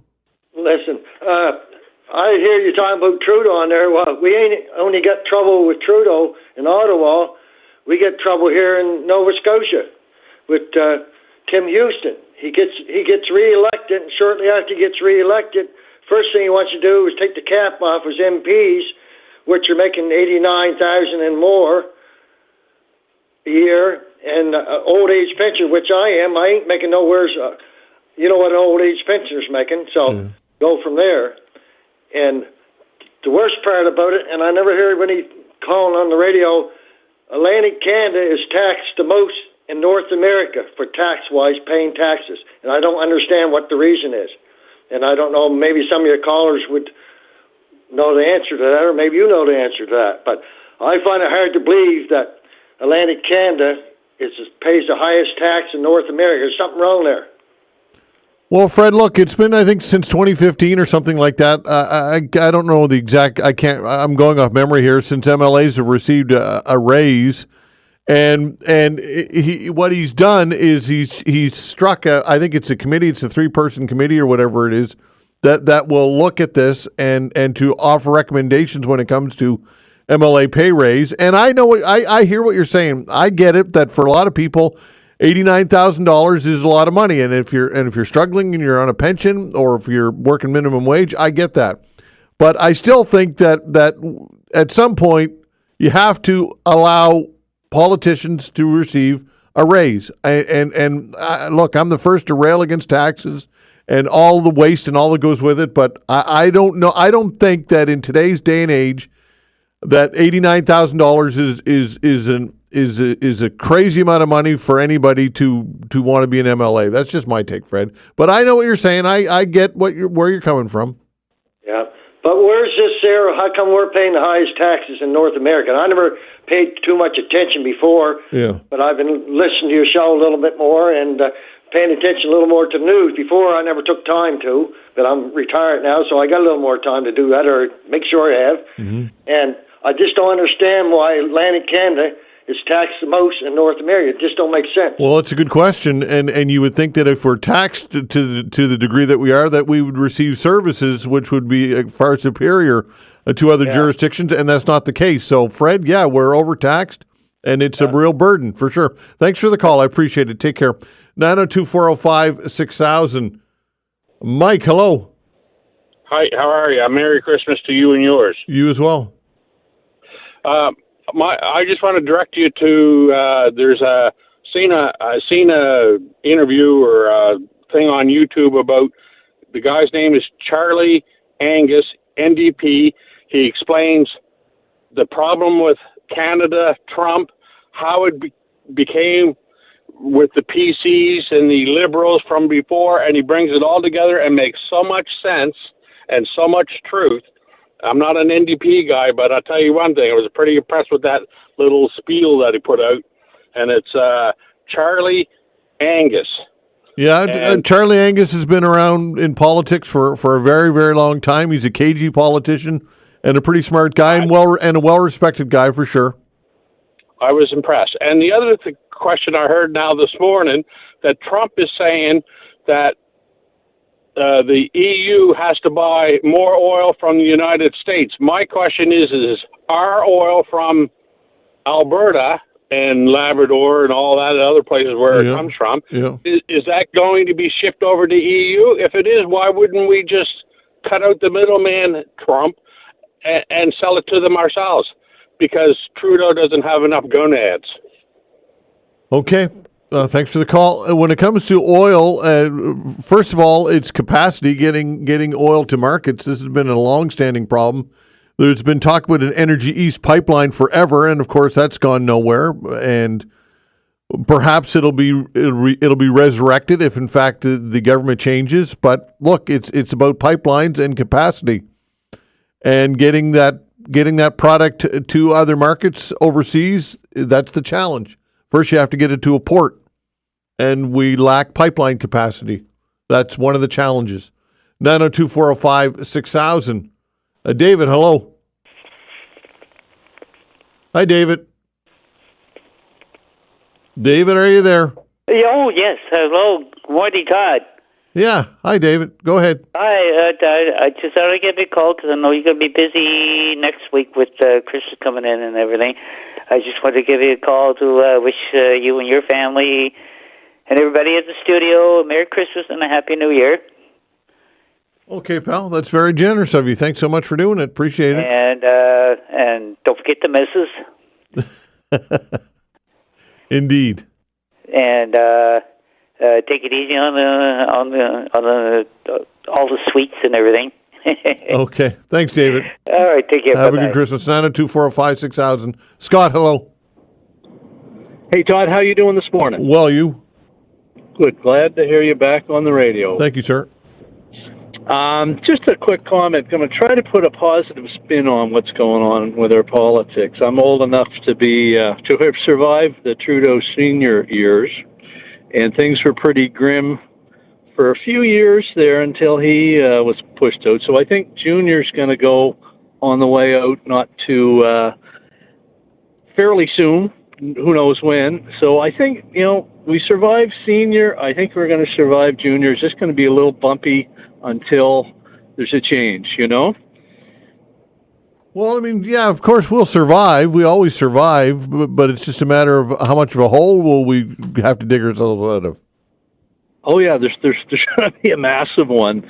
I think the last time Trudeau Sr. was in, it was probably 10 years before we got the house back in order financially. So, I called in a few months ago and I made a suggestion, and I think it's maybe a good time to make that suggestion. But I think Gloria should be running for Prime Minister. I really think she would be the right person to maybe right the ship. What do you think? Well, sure, why not? I'm sure she would like to hear that, but I doubt that it'll happen. But I get your point, Scott. Thank you for the call, pal. All right, thanks. All right, take care. Fred, hello, Fred. Yeah, Todd, we reap what we sow. That's all I can say. You look at the Liberals, they're going to be done. They'll be lucky if they get 20 seats out of the next election. But look at the future, what we're looking at. We're looking at a conservative government, both provincially and federally, and that is not a good thing. We've got a provincial government that forecasts deficits every single year, somehow miraculously ends up with surpluses, and he doesn't put the surplus on any of our bills. Mm-hmm. He just keeps racking up the money and increasing his expenditure account. We got a guy that you had on earlier talking about housing and, well, we'll build them and then eventually it'll come down. But the provincial government is saying, well, we want our population to be $2 million. How the heck does that work? And then you've got Polyev sitting there saying, well, I'm going to axe the tax, I'm going to take off the HST, I'm going to increase the military expenditure by 2%. Oh, by the way, which is not a little amount. 2% sounds small, but it's huge money. And then he wants to stop supporting everything else overseas with respect to the Ukraine and everything else. And he said that on news last night. So where are we going? In all honesty, that's what I'm asking. I know the Liberal brand hopefully will replenish itself with real good people and be more towards the center than to the further left than what the NDP are.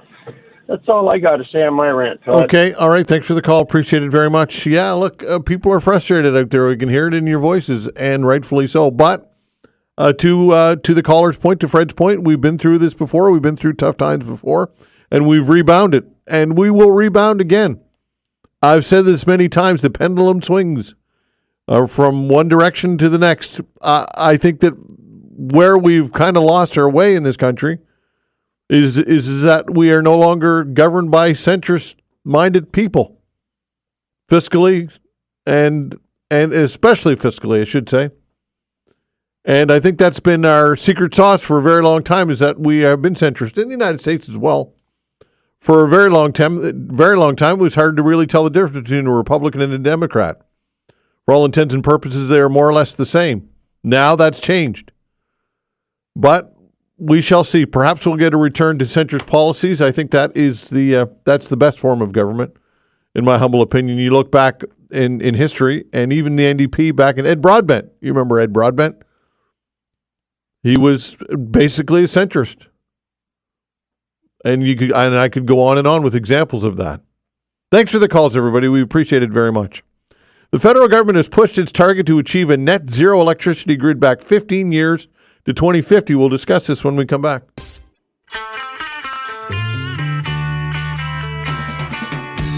a girl what she wanted to be. She said, baby, can't you see? I want to be famous, a star of the screen. But you can do something in between.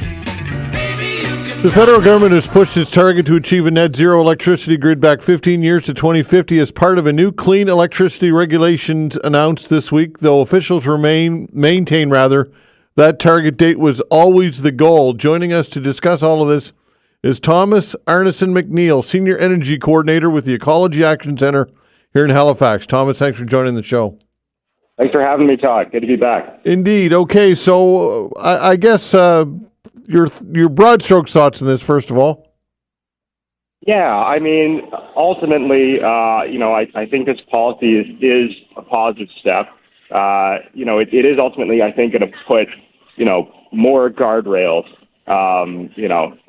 in terms of Nova Scotia getting off of coal, reducing fossil fuels on the grid. I think that the fact that the provincial government and the federal government, have come together here, they have an understanding that was announced in September, and everybody's on the same page. I mean, ultimately, I think it's positive in terms of, where we're trying to go, which is off of coal. While I think these rules are good, let's put all that aside for a second. Put aside the provincial plan to get off coal by 2030, put aside these federal regulations and just ask ourselves the question, should Nova Scotia, get off of coal and on to renewable energy? And I think that the answer is yes. The price of coal is roughly $130 a ton. That's 2 to 3 times what it cost 10 years ago. The war in Ukraine has something to do with that. But when we look at, power rates going up by, 14% last time they went up, when we look at the fact that we have, some of the worst energy poverty anywhere in Canada and the United States, when we look at the fact that we have the second highest power rate in the country, I mean, getting off of coal, it's just a good idea. So I think bottom line for me is I'm glad that they've come to something of an agreement on this. Just in terms of transitioning the grid, I think it's a positive step. Okay, are you concerned though that the date has been pushed back though? Yeah, I mean, absolutely. I think that ultimately, like, what they've done is they've opened the door to oil and gas on the grid, which is a problem. I think as originally constituted, these regulations as they were announced, we're talking about 2030 in terms of a net zero grid. When we look at Nova Scotia's plan to get off of coal, we're building about 300 megawatts of gas generation, 450 megawatts of heavy fuel oil that we're going to burn, in these coal plants. And so, I think that the federal government has kind of said to the provinces and said to Nova Scotia, okay, go ahead, build a bunch of gas, burn a bunch of heavy fuel oil that essentially has the same, emissions intensity as coal, and it's very, very expensive. And if you want to do that, go ahead. And, ultimately, I am concerned. I mean, I think that should be a concern for people who are concerned about affordability for ratepayers. And we look at the fact that, like, Ontario, for example, got off of coal a few years ago. Well, what has happened? I mean, emissions on the grid are set to increase 400% by 2030. So essentially they said, we're off of coal, and now let's start burning a ton of gas on the grid. There are better ways to do this, ultimately, and we can get into that. All right, natural gas. So we hear is being promoted as being clean or much cleaner than coal, significantly cleaner than coal, and a good option. And some would say that it's a good transition until we're ready to get totally off fossil fuels. What's your response to those who suggest that gas is a better option? Yeah, I mean, I think that ultimately gas, once you build all these new gas plants, that's a stranded asset.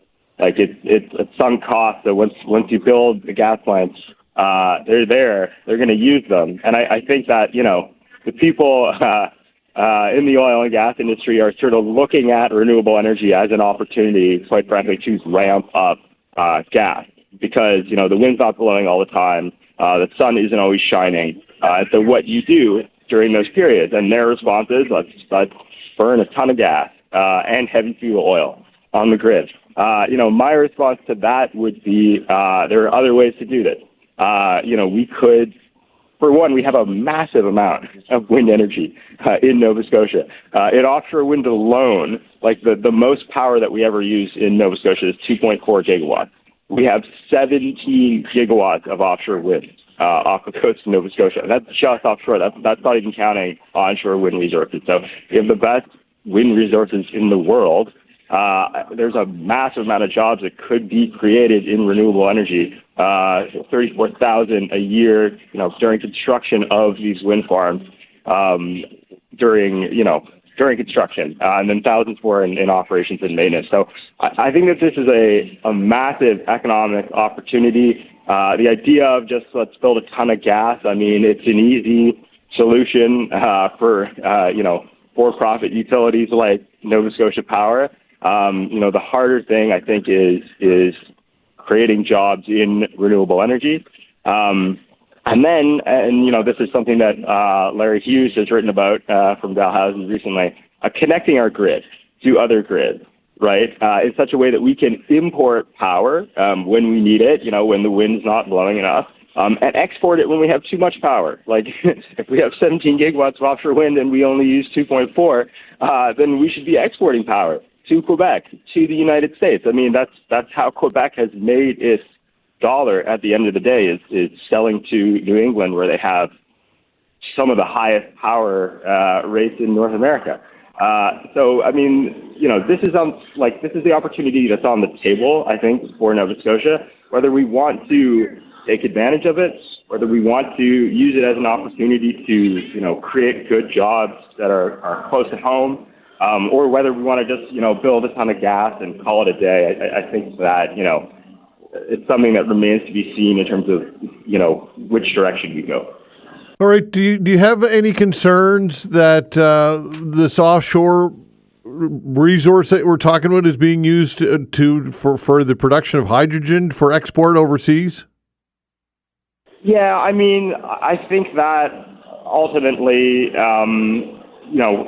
first and foremost, we should get off of coal. I don't think it makes a ton of sense to be, building hydrogen and not decarbonizing the grid. If we are, decarbonizing the grid and we're building, transmission lines such that we have other opportunities to export power, and we're not putting all of our eggs in the hydrogen basket, so to speak, if we're walking and chewing gum at the same time, then maybe there's room for that within a broader strategy. But I think what I see right now is hydrogen being pursued to the exclusion of everything else, right? We're not talking about, building high-capacity transmission lines to the United States or to Quebec to enable us to export power that way. I don't think we're talking enough about overbuilding wind such that we don't need to build a ton of gas and run a ton of, heavy fuel oil in this province. So I think if we start doing those things, and then we want to talk about, okay, and do we want to, build some hydrogen as well? Great, but I think it is a problem where the only focus is on hydrogen and not on anything else. All right. How much government involvement should there be, or investment should there be when it comes to these projects? Because obviously capital is needed in order to develop green technology, and how much subsidization should there be, and that contrasted or in coordination, I should say, with private development and for-profit development. What are your thoughts on the business model of all of this? Yeah, that's a good question. I think, ultimately we should be, subsidizing this in the same way that we've thrown incentives at, the production of, green hydrogen, for example. So I think that there's a role for government incentives, but the biggest thing for me is that if you build the power lines, whether it's subsea cables out to Quebec and out to New England, then the investment is going to come, right? I mean, I think that if you're a wind developer, you're looking at the situation and saying, there's 2.4 gigawatts of peak power demand in Nova Scotia. I guess it makes sense to build some wind, but the real business case comes when you're able to export that power, right?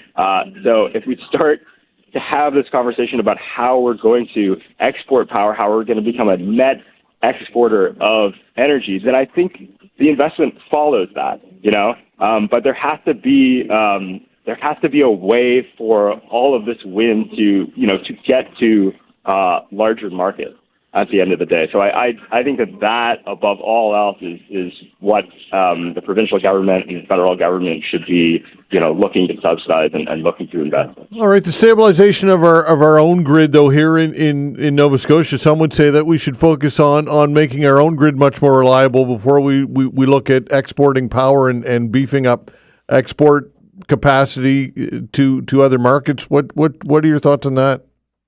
Yeah, I mean, not to just harp on, transmission lines endlessly, but this idea of being able to import power into Nova Scotia when the wind, isn't blowing. I mean, that creates an enormous amount of reliability. When we built our grid, it was just for coal.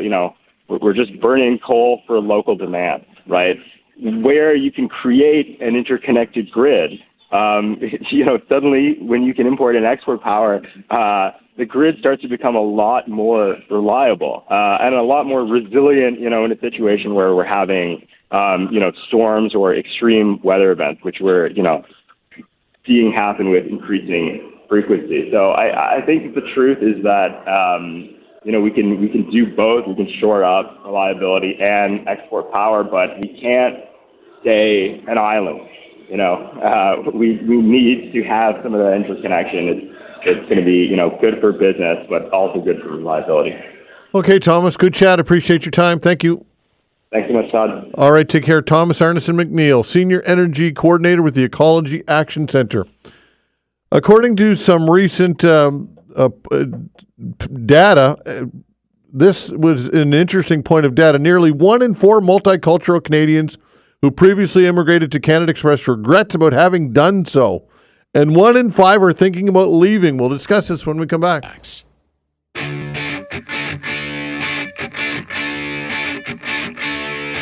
All right, nearly 1 in 4 multicultural Canadians who previously immigrated to Canada expressed regrets about having done so, and 1 in 5 are thinking about leaving. Interesting statistic. Joining us to talk about all this is Jodine Baker, Vice President of Research, Advocacy, and External Relations with Imagine Canada. Jodine, thanks for joining the show. Thanks. Good morning, Todd. All right. So, I found that very interesting, and it's all part of a broader survey, a new comprehensive study by Imagine Canada shedding light on the charitable giving perceptions and practices of first and second generation immigrants, including their experiences arriving in Canada. So, not to bury the lead, but I thought that was a pretty interesting component to it, the fact that so many appear to express regrets about coming here and thinking about leaving. What are your thoughts on this? Yeah, that was something that was, unexpected for us as well. And we really initiated this study knowing, when you look at Canada's population growth over the last several years now, that growth, almost 75% of it, is coming from immigration. So we really focused on making sure we had an understanding of the experiences of multicultural Canadians. So part of this study was looking at the giving behavior. And as you said, what emerged from that were those pretty striking statistics with, almost a quarter regret coming to Canada. And, something that we found interesting is we were able to dig deeper into why that might be happening. And we asked some questions related to experiences related to, for example, experiences of experiencing racism, feelings of belonging, feelings of not being able to get ahead. And those seem to be some of those pieces that are driving it. So we were seeing, again, a significant chunk of our respondents saying that they, in fact, were experiencing increased acts of racism since coming to Canada, and feeling as though they couldn't get ahead here, feeling as though they were having a really hard time getting ahead. Yeah, for sure. All right, tell us about some of the other findings here in the report. Yeah, to pivot from that and say it's not all a bad news story, is we were really focusing on that giving behavior. What we've seen in general in Canada over the last decade now is that giving trends have been going down. So we know that there is a decreasing number of Canadians who are giving to charities. What was really interesting in this study is we conducted a similar survey back in 2020. And in the last survey, this one we just released, we actually saw an increase in that donation rate. So we saw more multicultural Canadians in 2023, that giving year, donating to charity compared to 2020. So there's a real opportunity here. So despite the fact that we know there are some multicultural Canadians who are feeling negatively about their move to Canada, they are still giving. They're still showing this affiliation. 66% indicated that they think positively about giving and about charities in Canada. So that was that more positive side of the research that we found. Yeah, for sure. And why do you think it's important that Canadians know this, sir? Why is this important data? Well, as we talked about, there is this population growth, and even despite the government's recent announcement to temporarily reduce immigration targets, we do know that Canada will continue to welcome a considerable number of immigrants in the coming years. So the opportunity for charities and nonprofits is that these are folks who are not only using their services, but becoming potential donors. We also learned in our research that their motivations for giving are very internally based. So these are individuals who are reporting not giving because of a tax credit or because of public recognition, but giving because it's the right thing to do. So saying that they, want to teach their children about the value of philanthropy, the value of giving back. And we want to make sure that the nonprofits and charities understand the opportunity they have to engage with multicultural Canadians, engage with newcomers as they come to Canada, and engage them as both, again, potential users of services and potential donors. Yeah, indeed. And perception is obviously very important here, and this is part of what you're doing here, right? The perception of newcomers to Canada and breaking down some of those barriers is critical. Yeah, absolutely. Like, inclusion is something we think about for everyone, right? This goes across just being a newcomer or a multicultural Canadian.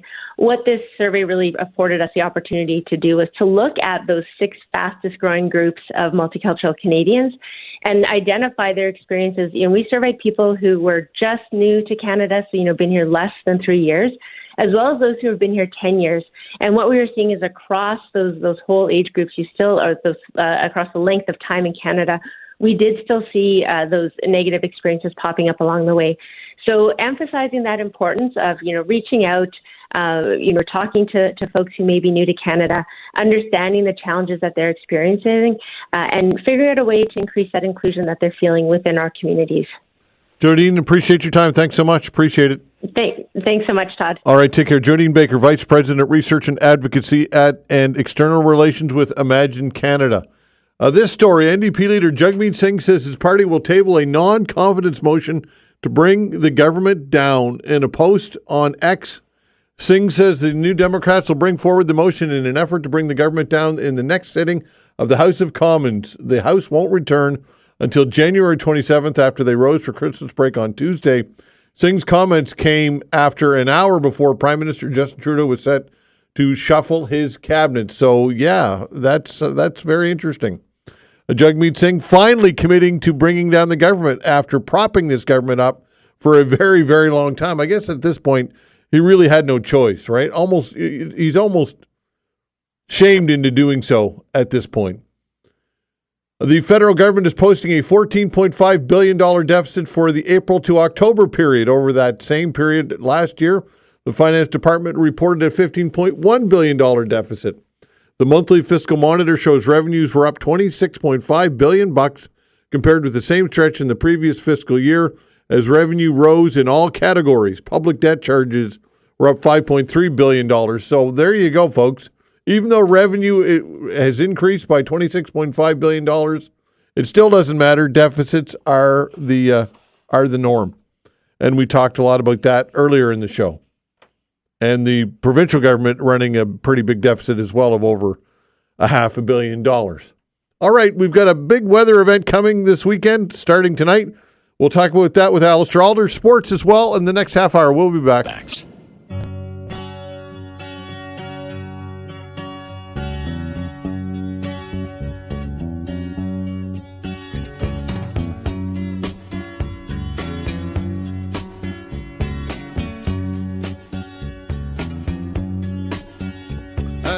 All right, joining us is Alistair Alders, our weather specialist. Alistair, we got some things to talk about today. Yeah, no shortage of things to talk about today, Todd. Happy Friday. Happy Friday to you as well. Isn't it funny how people almost forget what snow is like, first snow of the year? People almost, again, we have short memories, don't we? Yeah, I think we do. I will agree. I mean, a lot of, this snow is especially, we haven't really had a snowfall yet so far this season, just a few events where maybe there was a few kind of wet flakes or coated lawns. But this is the first kind of, I guess, true snow of the season so far. Indeed. Okay, give us all the details. First of all, what to expect, when to expect it, and all that good stuff.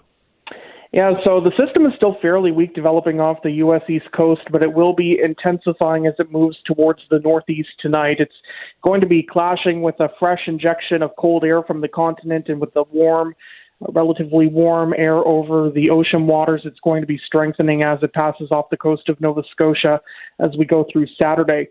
So we see the first bands of snow arriving in Halifax, I would say mid to late this evening. And during the overnight is when the snow will be heaviest. I would say I mean, I don't think there's probably a lot of people on the roads at night, but if you do have to be out, I think try to stay off the roads overnight because that's when models are predicting we will see the heaviest snow. Now, there's usually a mixing line with these, and there will be one with this too. The system will track between Sable and the Atlantic coast, so that does mean that around, I would say, before or just after sunrise on Saturday, we will start to see the mixing line move into Halifax. That will be mixing with ice pellets and maybe even a bit of rain, especially closer to the Atlantic coast, just as temperatures warm up a bit. But as we go through the later morning hours, we see a transition back over to some snow in the Halifax area. And then through the afternoon, we're pretty much done with it. There will be some bands of light snow and flurries as we go through Saturday afternoon and evening, but the system is fairly fast moving and continues northeastward as we go through Saturday night. So in terms of snowfall, still thinking about 15 to 25 centimeters here in Halifax. Right along the coast, it might be closer to 15 or a bit less because of that mixing, but most of Metro into 15 to 25 centimeters. Maybe some pockets to 30 inland because of the very heavy snow on the leading edges, but 15 to 25 is a pretty good forecast for Halifax currently. And the winds, gusty, not as strong as we see with, some of our most severe winter storms, but northeast to northwesterly winds will be blowing between 40 and 60 during the passage of this system. So really not great weather. A lot of people, of course, getting off work today for their Christmas holidays and hitting the roads. It's not a great start to the Christmas travel season for sure. Yeah, that changeover is always the worst part because you go from being able to move snow to not being able to move snow all that easily when it gets all that dense, wet snow. That's always the worst. You say that'll happen around 6, 7 o'clock tomorrow? Is that the vibe? Yeah, I would say it's certainly, 5, 6 a.m. and into the early morning hours of Saturday, and then we do see it switch back to snow. And this is going to be the problem is that, temperatures tonight down to -2, so that's not too bad. But then temperatures are going to be well below freezing Saturday night, and Sunday we're only going to have a high of around -6, -7 in Halifax, so all the wet snow is going to be freezing up. So I would recommend, if you can, try to clear that snow away Saturday afternoon or at the latest Saturday evening because it is going to be freezing up. And I will mention too, for those who are traveling or not listening in Halifax, there's going to be snow squalls in these very, with the cold temperatures and the strong winds coming in off the water.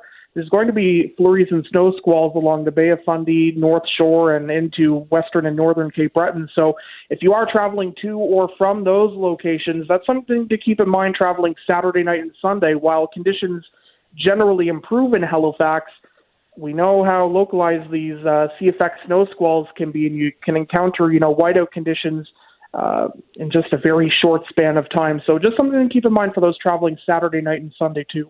Okay, what about more of a long-range look?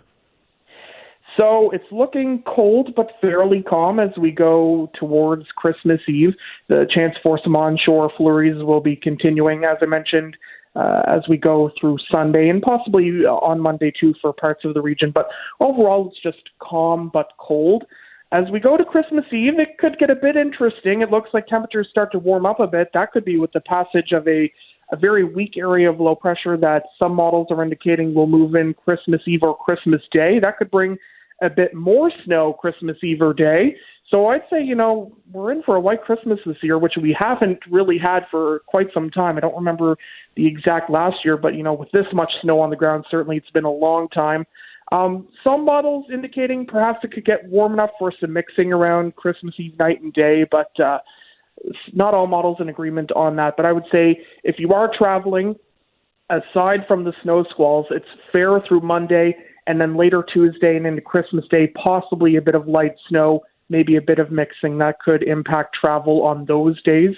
But we'll narrow that down as we go through next week. And then as we move beyond Christmas, it's looking pretty calm. Temperatures will be near, maybe a bit below seasonal, but high pressure looks to dominate between, I would say, Boxing Day and towards New Year's Eve. Yeah, okay. Alistair, always appreciate it. Thanks so much. And if people want to know more about the weather, or they want to check you out online, you've got a big online presence. Let everybody know how to do so. Yeah, well, I mean, I'll be giving updates for Halifax all afternoon on the afternoon news. But if you're looking for updates for, all of Nova Scotia, all of Atlantic Canada, you can find me on Facebook. Just search Alistair Alders Weather. I'm also on Twitter or X, Blue Sky, Instagram, Threads. So you can find me on all those platforms for the latest. And I'll, of course, be updating on the storm as we go throughout the weekend. Okay, great stuff. Thanks, Al.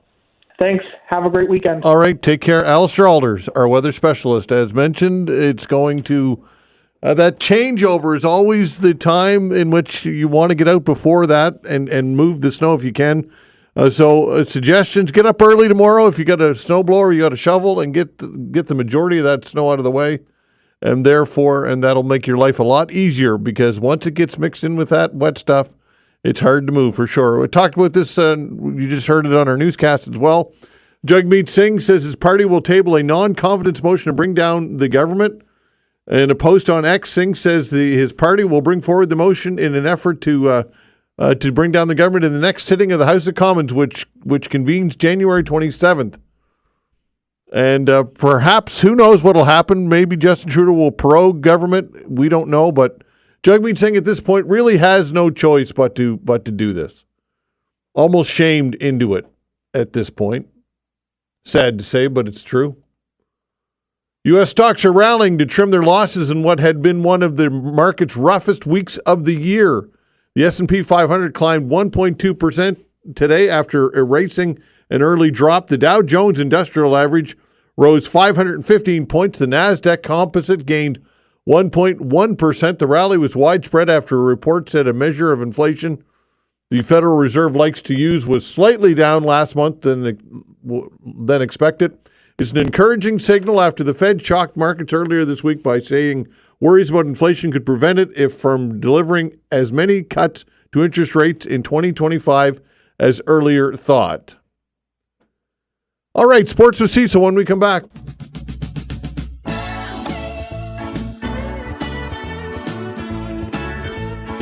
All right, a reminder, next week we will be doing something that has become quite a tradition, and that is on Christmas Eve. We will be doing your favorite Christmas songs and taking your requests and playing all kinds of them. Also, a special treat for you on Tuesday, which will be Christmas Eve. Steve Murphy will join us from 10 until 11. So I have Steve for a full hour, and I'll ask him about his appointment to the Order of Canada, which is pretty significant, I would dare say. So look forward to, we'll have to get some regal music all lined up and ready for Steve when he comes in to mark the occasion again. Regal music, there you go. I'm sure he'd enjoy that. I'm not sure what we'll come up with, but we'll figure it out. Anyway, Christmas Eve, a Christmas tradition, your Christmas songs, and we'll play a bunch of them, and we'll take your calls and talk to Steve Murphy as well. So what else could you ask for on Christmas Eve? Cecil Wright joins us now for Sports Talk. Hello, Cecil Wright. What's going on? How you doing, my friend? I'm doing all right. You? I'm trying to stay warm here, and I'm scared of the upcoming snow. Well, this isn't your first rodeo. Come on now. You must be used to snow by at this point in your life, wouldn't you say? Yeah, but I hate it, man. I hate driving in snow and ice. It's not so much my driving. It's other people's driving that I don't trust. There you go. Well, don't drive. Stick home. You don't have to drive tonight, do you? You have anywhere to go? No, that's what I'm talking about. I'm not going anywhere, and even if I did have someplace to go, they wouldn't be seeing me. All right. Before I forget, we get 2 pairs of Mooseheads tickets for the 31st, New Year's Eve. Cape Breton will be in town. If you like a pair of these tickets, again, 2 sets of tickets. Be caller 6 and caller 8 now at 902-405-6000. Again, if you'd like to get a pair of Mooseheads tickets for the December 31st game against Cape Breton, caller 6 and caller 8, 902-405-6000. Just as simple as that. If you like a pair of tickets, and good luck. Speaking of junior hockey, are you a fan of the World Tournament or what? What's your take on it? Best tournament of the year, as far as I'm concerned, man. Every game is always exciting, and you get to see these up-and-comers who are going to be future stars in the NHL. The Americans versus the Canadians is now the game for me to watch, just like when the women play, which I think, by the way, when the Canadian women play the American women, that's as good as the National Hockey League Stanley Cup final, in my opinion. Yeah, lots of excitement for sure. So Canada's always a favorite, though. It's gold or go home, really. That's the standard, isn't it, really? And there's nothing wrong with that, is there? Well, there's just so much pressure put on these kids, and there's been a few negative incidents the past few years that have besmirched the reputation of the Canadian hockey program for a bit. But I think that our Canadian boys, they've got enough pressure on them. Aside of all that stuff, just the fact that they're wearing the red and white, means that they're expected to go out there and get the gold medal. And I mean, can you live up to that type of hype? Well, I mean, you can't have it both ways. I mean, you can't have a hockey crazed nation and treat you like a hero when you win and be indifferent when you don't. I don't think that you can have it both ways, can you? Yeah, but do you expect our guys to go out there and get the gold medal every single year? I mean, there are some years when the Russians are fabulous, the Americans are fab. The Swedes are always tough, man. Yeah. I mean, I think the fact that Canada has done as well as they've done over the past 10 years is remarkable considering the uptick in talent from the other countries. Yeah, no, I get it. Parity's there, and it's a great tournament. But I just think that, I just subscribe to the fact that if you want to be given all the accolades and all the hype, then the expectation is always going to be there that you win gold, whether that's fair or not. I think that's just reality. Yeah, it is. I agree with you 100%. I'm just saying that it's difficult.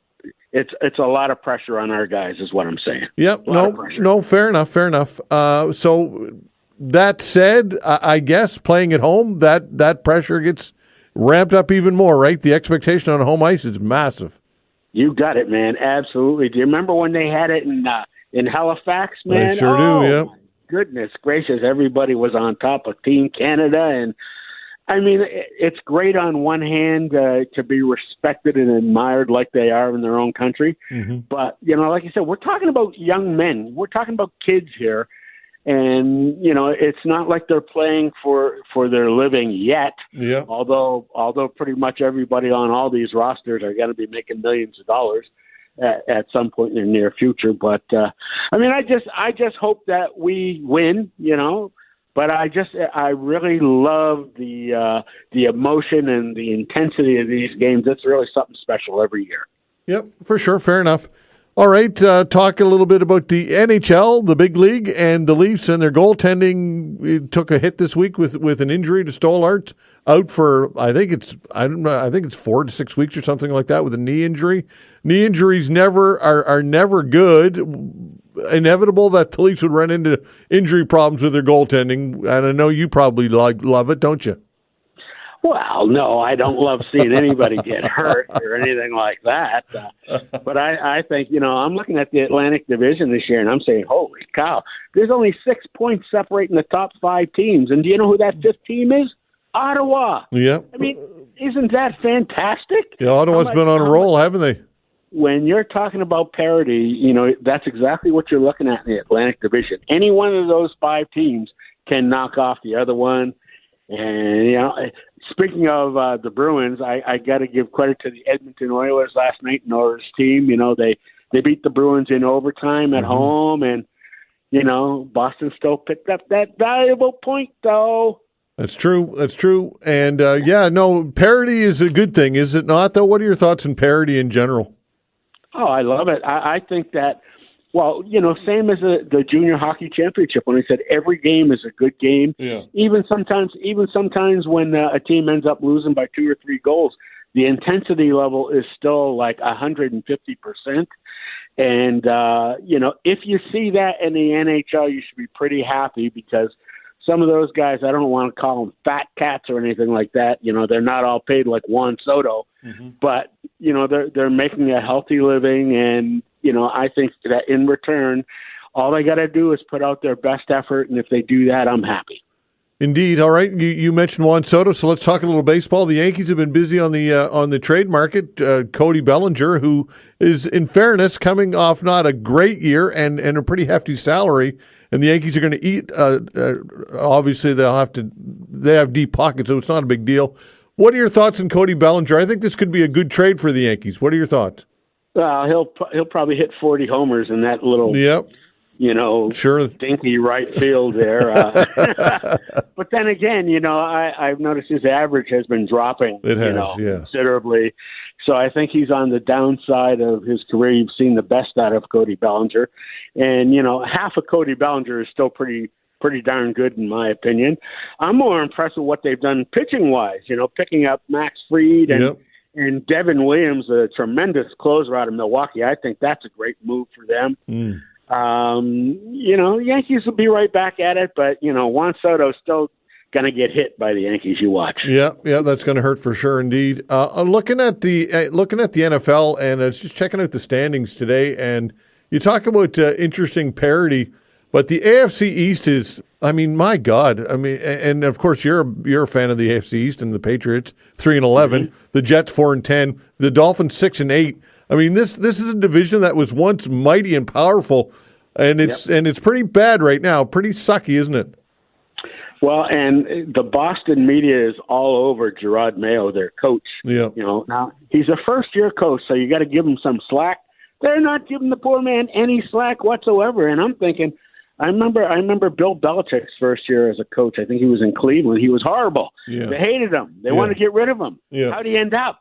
Pretty darn good, that's true. What's he got? He's got 7 rings. Is that what it is? Or actually, he's got more than that because of his years with the Giants as a defensive coordinator. But you have to give a first-year head coach a little bit of leeway. They're all talking about how, Drake May is great. He's doing great things, but they're not giving Mayo any credit for that.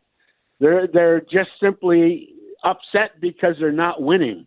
And I'm like, he's got the worst offensive line in football. You got to give him at least another year and see if he can build that offensive line into something. Yeah, and of course the AFC North, and you mentioned the Pittsburgh Steelers at 10-4, a bit of a surprise there, and that's and of course the AFC South, Houston 9-5, and really Kansas City is Kansas City is and Buffalo. That's kind of where it begins and ends in the AFC, is it not at this point?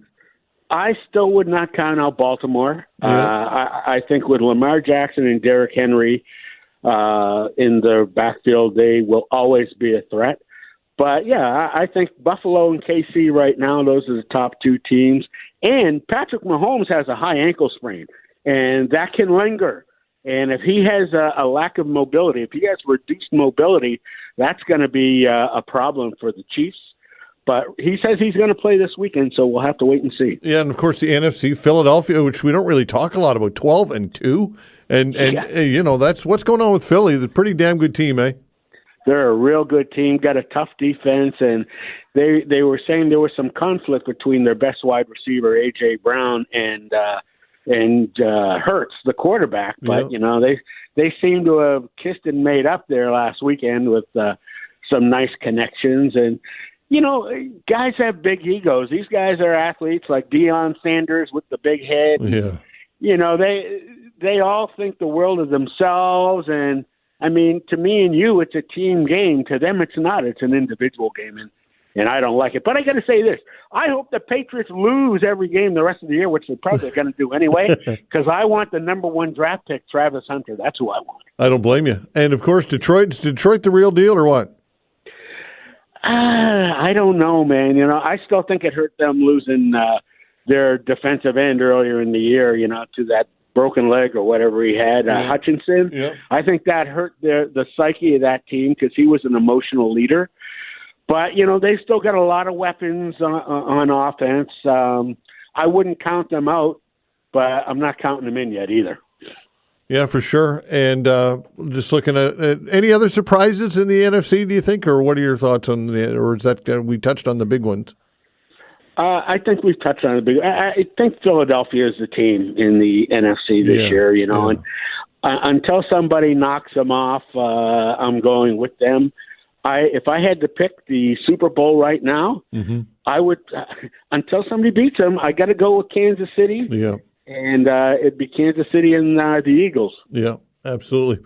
Hey, listen, appreciate it, and we'll get a chance to chat before Christmas. Obviously, Merry Christmas, and Happy New Year. Love your input, always, Cecil, and let's do it again many more times. My pleasure. You know how much I enjoy bashing you all over the place. And everybody else loves it when I bash you, too. That's why we're so happy you're back. All right, pal. Talk soon. Have a good one. Okay. That's Cecil Wright, our sports guru. And we always have a good time. And thanks to Cecil Wright for his ongoing commentary. And, yeah, he loves to bash me, but I give it back to him pretty good, too, I think. At least I hope so. Anyway. Have yourself a great weekend, everybody. I'd like to thank Vanessa Vandeness on the other side of the glass. The control board's doing a fine job as always. We're back on Monday, 10 o'clock. See you then.